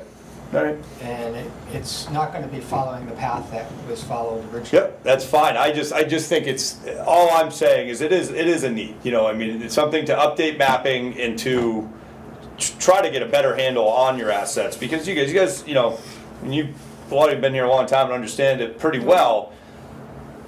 It's, outside of that, and even understanding it well, it's still very complex, complicated setup. I don't want to overstate it, but it's, especially with how undocumented a lot of things have been over the years, and there's a lot of assumptions that aren't correct that we have in mapping and drawings and stuff that just aren't right. And it's I don't know how it gets to a final drawn piece of paper, but it did. And so it's without a person that has pretty innate knowledge of how these things work, no, that pipe's not connected. No, that one doesn't actually shut that off. It's even though the information's there, it's not even necessarily that usable. So I'd like to be moving in that direction. It sounds like you guys already have it on mine, and so whatever I can help input wise or whatever, if there's anything that I can review on it, I'd love to, because I just wanted you guys to have a comprehensive map and a repeatable or a searchable database for your work you do, so that you can kind of create a timeline and history on it, because that's how you make your decisions properly. We will get there. Cool. All right. Well, that's as long as it's Particularly with your new branch of business with your new equipment, having a routine where the data is captured as soon as possible while the Right. project is going on, which means there are people that know how to stay safe and capture the information as it's happening, and it becomes routine between us and your equipment Right. operator. That's the way I see it happening. to streamline it. So And the way, where the data is stored and how it's stored, we will refine. that's the and I think that's why a lot of this stuff doesn't get off the ground, because if it's a process that you don't really believe in, I'm going to take some of my own fault here on this, because you guys have laid out, I think, a lot of the different, or I shouldn't say you guys in particular, but over the years there's been a lot of different attempts at how to do this, and I think we just, like I said, refine it so that it feels like you're doing something that's useful, that's going to be able to be used again in the future, and I think it's a lot easier to get on board with something that's you're gaining something from, you're getting that input you put in comes back to you, as opposed to, you go to find something 3 years ago, and it's like, well, no one has any way of tracking that information that we got, and of course not. I mean, it's like there's thousands of loose leaf pieces of paper to try to track down, I mean, even if we did something like even the same work order we had, but if it got emailed every time and got stuck into like for traceability, like property, like it's just under the property name or something, and like that email, now just every time you search 40 Hutwell, that whole correspondence, information, stuff we've done, it's all there, pictures you've taken, or, I mean, and I'm not trying, but there's different ways to just try to make it, even in the time being, just something that To give you an idea is, we have to start backing up on a hodgepodge of policies or non-policies on how our computer systems work in general. We're starting down way in advance of asset management right. as to how and where the stuff is stored. So we're having to look at the whole thing, and we're having in my mind, we have asset management built into that as we're. Yeah, it's a linear thing. They go together. To give you an idea, we're starting with our insurance company and how to protect us against cyber attacks to our bank account. Sounds like a worthwhile endeavor. That's how low level we're starting. Yeah. So we're gonna get there. Yeah. Okay. And Yeah. asset I'm, management's in mind. and like I said, I'm on board. I think we can, we can certainly give you guys some valuable input. But I just want to get to a point that the map, a version of a map we have, is usable, functional, and correct. Stay so- tuned. We'll do it. Yeah, sounds great. I'm just looking to keep that on mind, and it sounds like it is. So you shut bleeders off, I think sometime middle of this month, last month, this month? It's April still? This month. It's This April. month? Yeah. I want to put, if you guys can advertise for blow-offs next week, if that's okay. I mean, we can, I know it's Tuesday, but just put it out there for like the week. I don't know what days exactly, they typically do it on one day, but I don't know exactly what day that'll fit into, depending on weather and stuff, so. But we can have blow-offs done by end of next week, and then we'll get your road gardens on and things of that nature. We got, I think, only the two, the one by the flag and the one by the front entry, right? That's the only two seasonals we got now. So get those opened up for you guys, but that'll be next week. Outside of that, Will that be the flushing too? that'll be the flushing, yes. We'll do the whole system-wide flushing next week, and also the seasonals, get those turned on. We're gonna be, I don't know if it's next week or the following week, we're gonna be on site to do more zone shutdown for leak detection. Obviously, our focus is gonna be on that Upper Lakeview Summit Zone. So we fixed the leak down on East Bergamo in the winter, and I don't know if we've really seen much of a change in usage. It was a significant leak. It was a glue. Hard Shore Drive. Port Shore, that's what it was. Pushed apart PVC plumbing, just the glue let go and it pushed apart. But would have expected an immediate drop in usage, but I don't think it's sustained. I think it kind of popped back up, which is what we talked about was as an issue. I think when we talk about like the leak on Summit, that doesn't operate the same way. When you got a leak like that, you typically fix it. That's going to hold up pretty well, unless things are changing. But as history speaks, it's not like 2 days later we got the leak coming somewhere else. Whereas that low-lying zone, all around the pond there, middle shore, and you know that whole area. It's just so high pressure that, and kind of stuff like that, like pushed apart glue fittings. It's not even that it wasn't really that improperly done. It's just you know, it was actually pretty good sand and buried depth and all that was pretty good for it. You know, 5 feet sand, but it was just, you know, Needs a a PRD. fault. Yeah, probably needs to have a reduction in pressure in that zone. So yeah, that's the only upcoming stuff is just we'll as applicable do shutdown leak detection. So that's just where we shut off zones and just see if we see a mass drop in usage. So that'll just be kind of based off where we think it's, you know, I mean, if we think we're losing 5 gallons a minute in a zone, we can't really track it that way because there's too much usage to be able to tell when we actually have a drop.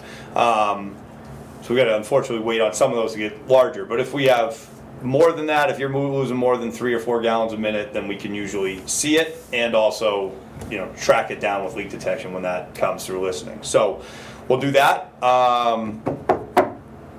And depending on, you know, what we have going for some budgetary constraints or non-constraints, I'd like to go through and locate some gate valves and try to get them brought up, you know, closer to surface and do some work with that if we have the ability to do that throughout the year. So some of this work is going to cut off water to people's homes for a little while. It'll be a very abridged outage. We haven't historically necessarily advertised it. We certainly can. I can let you guys know when we're coming, but it's about 3 to 5 minutes The that we have. administrator's going to need to know that because invariably she's going to get phone calls. I don't have water. Yeah, it's very, She can very explain short it windows. because you've told her when that's going to happen. Yep. Then Nope. So I'll make sure we Okay. let her know and that you Okay. guys know what's going on. And but it is very. If we think we need a longer one than that, then we'd be doing like a planned outage. But this is like shut it off.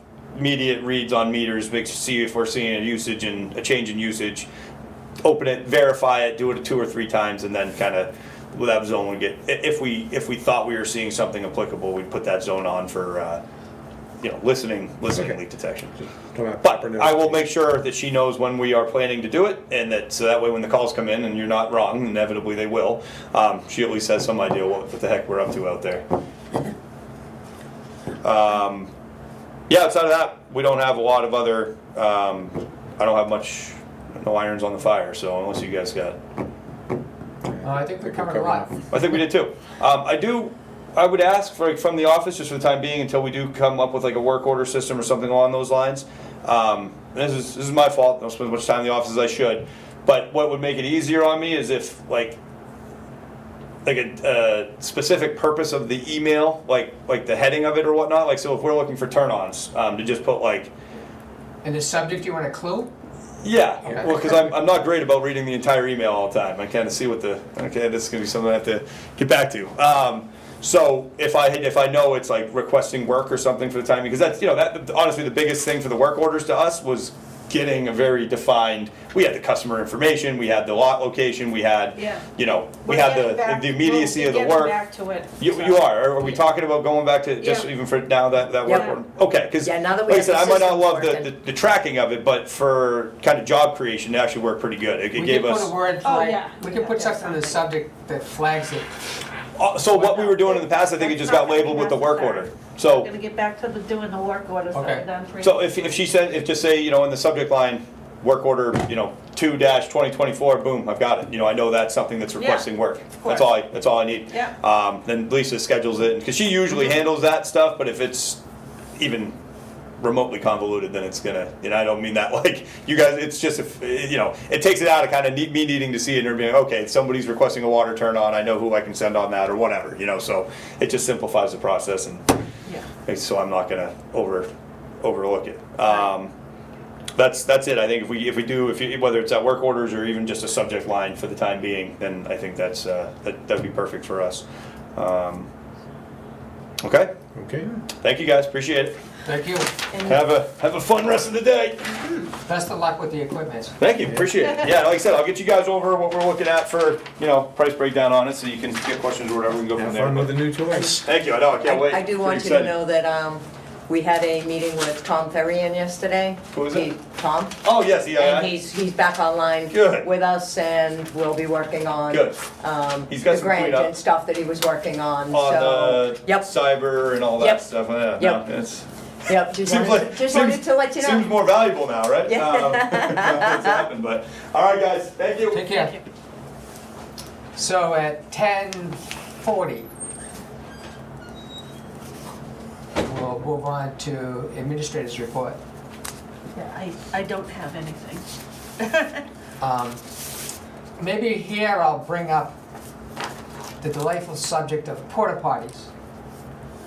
To give you a little background, last year, in the middle of the season, the Otherwise had to contract for porta potties to be able to close down the existing fixed facility outhouses, which have been locked since.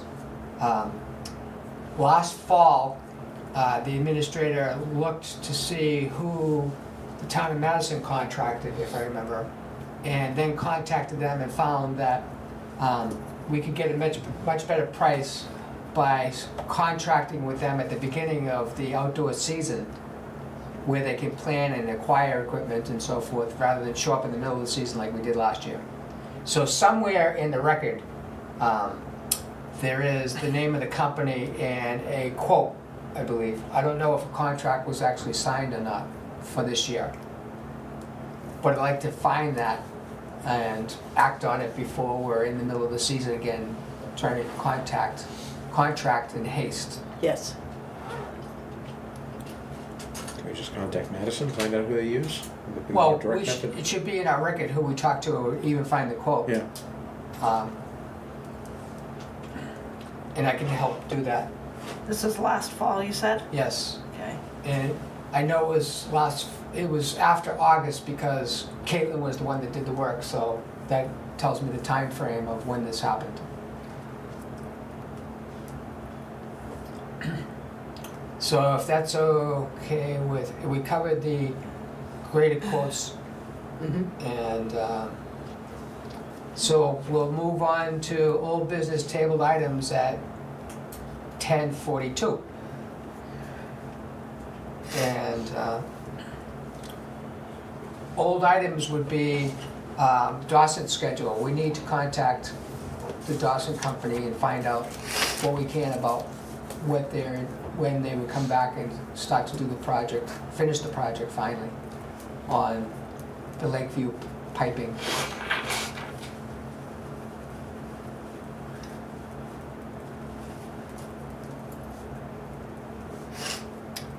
Do you think that that should be done in a meeting on a speakerphone so you all hear it, or what do you imagine that we do to get that going again?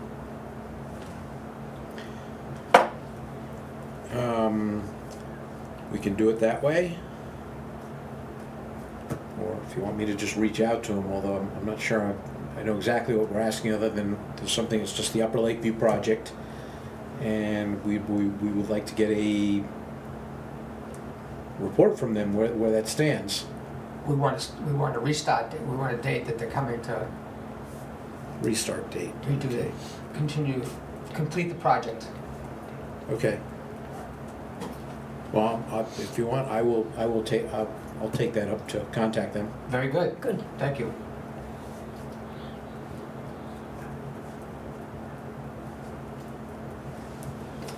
We also want to follow through with our conversation with the bank on the cyber theft. I don't know whether you think we should, we need to verify the transaction that happened on the second day, February 6th. I don't know how I could possibly do that. If the bank claims that the village told them that that was a legitimate payroll, We can match up with Transfer. payroll dates, right? then the minutes would show a manifest being signed, and I think what we saw on the bank statement was the account number, at least the last 4 digits of the account number, were the same account number As the one as prior. the $14,000 Correct. theft one that they. Right. That's correct. Yeah. So I don't know if we need more than that. And I don't know if you want to hear from the insurance company,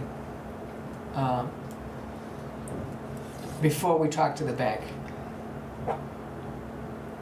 to see what they would say, advise us on how to talk to the bank. Yeah, I think we need to consult with the insurance company and tell them where we think all the issues that we have with the bank are regarding, you know, their procedures, which, as far as we can tell, failed us. Yes. And why are they not liable? From what we know, we have several points to make about where we think they let us down. Exactly. Now, you should know that the insurance company told us that we're actually insured to a certain degree on this. She mentioned that there's a deductible, Yep. which we don't know how much that is. But we also know that Primex has attorneys that they use. Yes. And if they think that we think that we're being unfairly treated by the bank, then they may feel like we're being, Correct. that they're also being unfairly treated by the bank. Mm-hmm. So we'll see where that goes. So maybe that means that we do talk to the insurance company So, first. yeah, it was, Yeah. I think Jim Mitchell was the guy's name, assigned to claim fraud.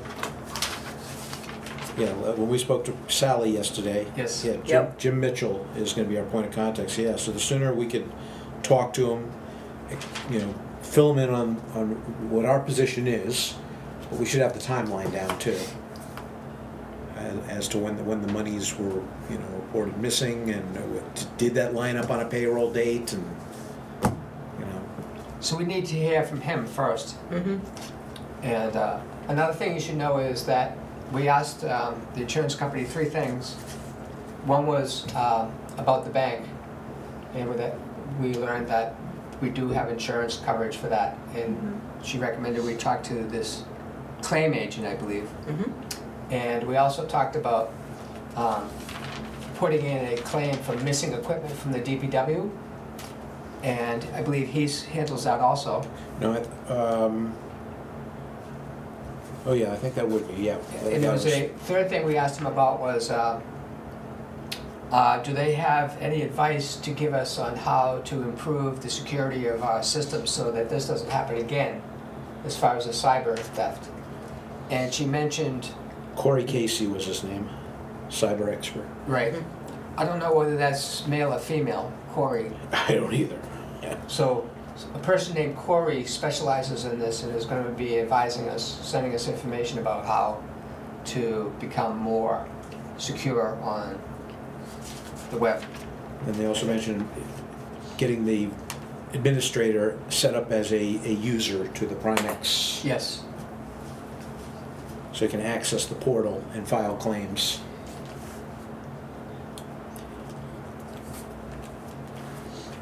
And we have the contact for, I guess, our overall point of contact is Sally. We've got her number.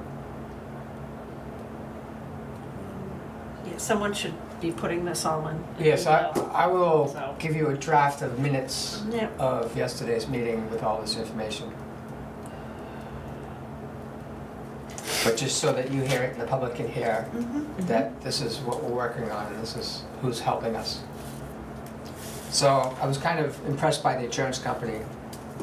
Yeah, yeah, they were very professional and were right on top of, you know, who does what,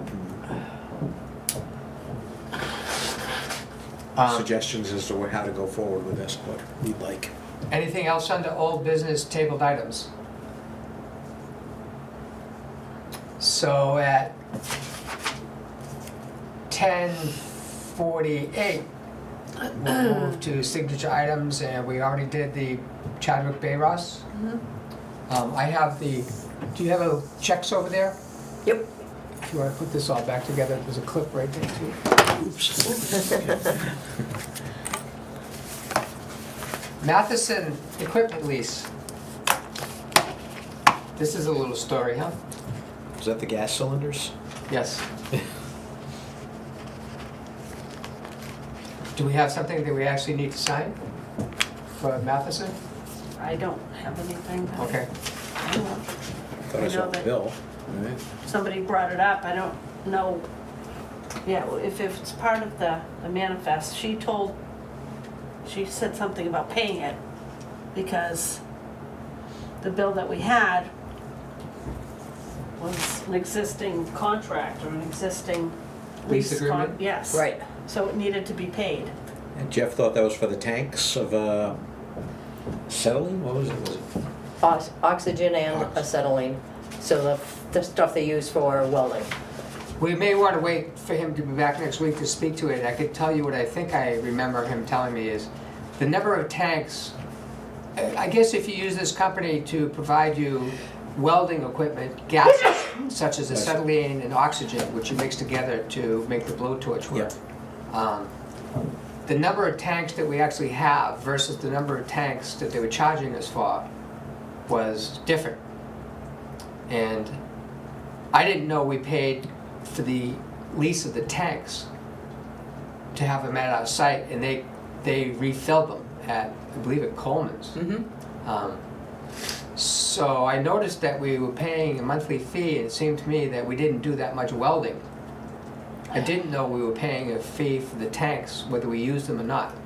That led Jeff to investigate the bill for leasing the tanks, and he saw that we didn't have the number of tanks that we were paying to rent to keep on site Yeah, they were charging 6 and we have 3. for a long time.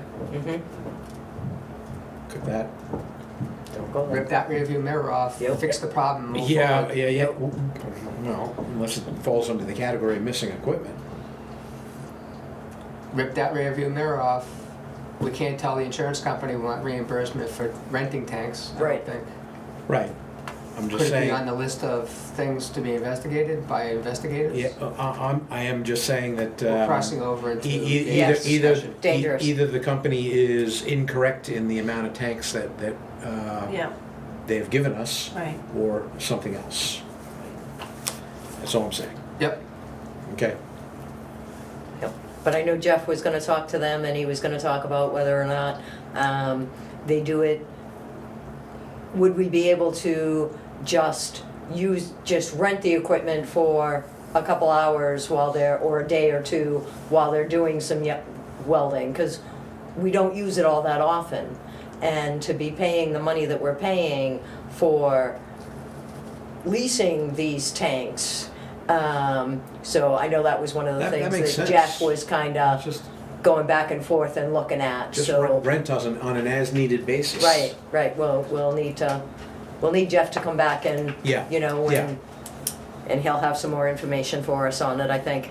Okay, let's move on to Intuit QuickBooks annual subscription due Yes. May 25th. Can I switch out a pen? My pen is dying. Your pen's more important. Thank you. Sorry, This is a new one? it's running out of ink, so it can't be new. And You have to do less I'm writing. wondering what's happening you're to all the using too new much ink. pens that we had. Because You- every time I look, this pen's missing again. But that's The nature of pens. I have an extra one if somebody needs. I have one in my pocket. Oh, okay. Well, Okay. We got you covered no matter what. Intuit QuickBooks subscription. Yeah, I sent you guys the email for it, so I didn't know what you wanted to discuss about it. It looks like we were paying it annually, I'm not sure what we're going to do. Are we gonna pay it? Are we gonna continue with it? I'm not sure what it involves. It's Intuit, I'm assuming it includes the QuickBooks as well. I'm believing that it was automatically deducted out of a card, which is pretty much obsolete. If it was paid for last year, it was using the old debit card. Yes, it says payment method, says credit card 5740, but I'm gonna make the assumption it was really debit card 574, ending in 5740. Correct. So we're gonna have to change it over to whatever, be nice if we had the new credit card and prior to May 25th, but we don't know that yet. I don't think there's any question as to whether we're gonna renew it. Right. That has to happen. Right. So to answer your question, I think we fix it by using the current debit card number. Mm-hmm. Or have them submit a bill that we can pay with a manual check. That would be nice if they did that, but Do you know if they do that for sure? No, we don't.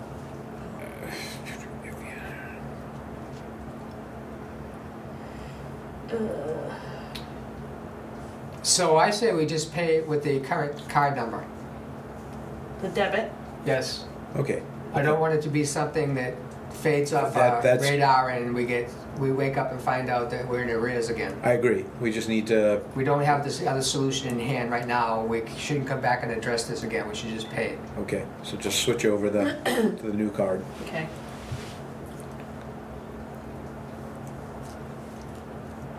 And now we go to commissioners' reports.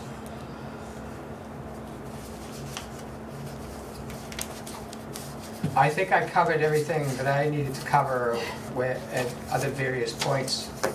The Dawson schedule, the graded quotes, and the porta potties. To make sure we didn't get caught not having that ready.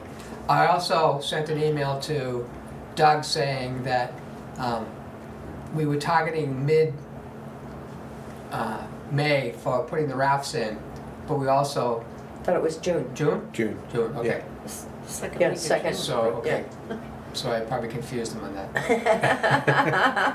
Because I saw that we're sending Jeff to training around that time and said that he needs to figure out that schedule, but it's not the first time I sent Doug a confusing email. He's pretty flexible. Yeah. So that's all I have for this week.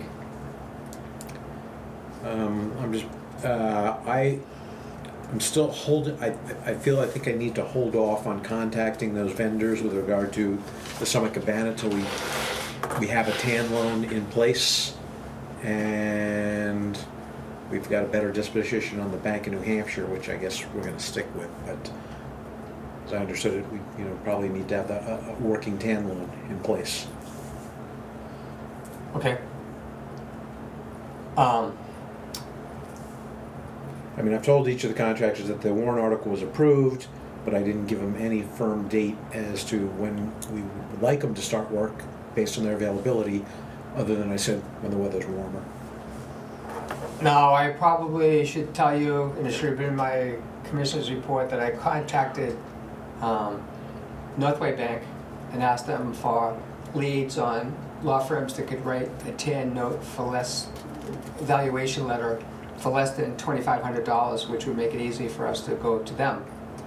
And they gave me a name of an attorney in Freiburg that has done work for local municipalities, which I can contact.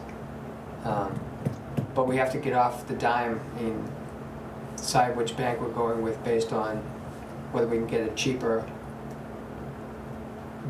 less than $2,500 lawyer evaluation. Correct.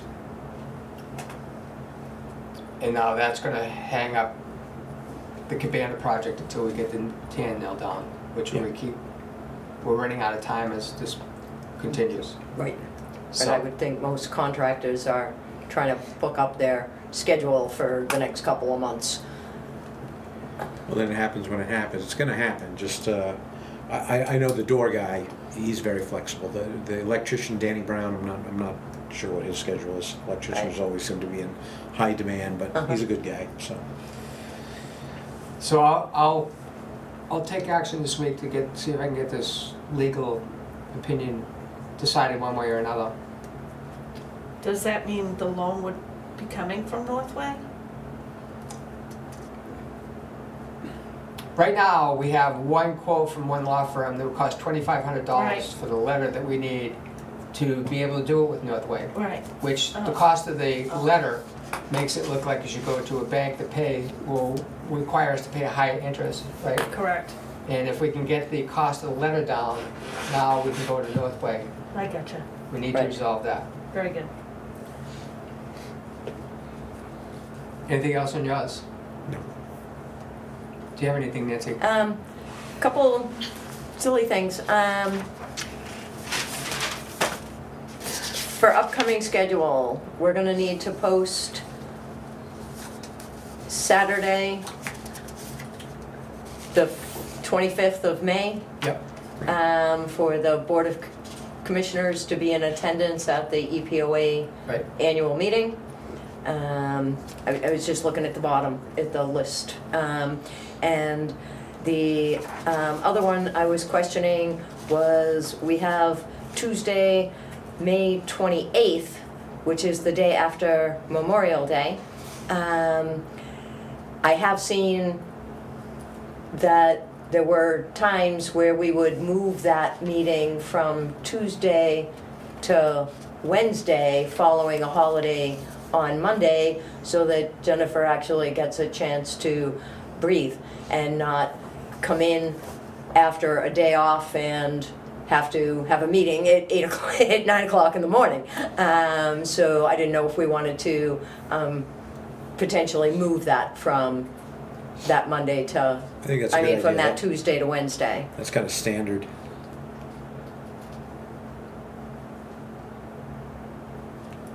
What do you think about that?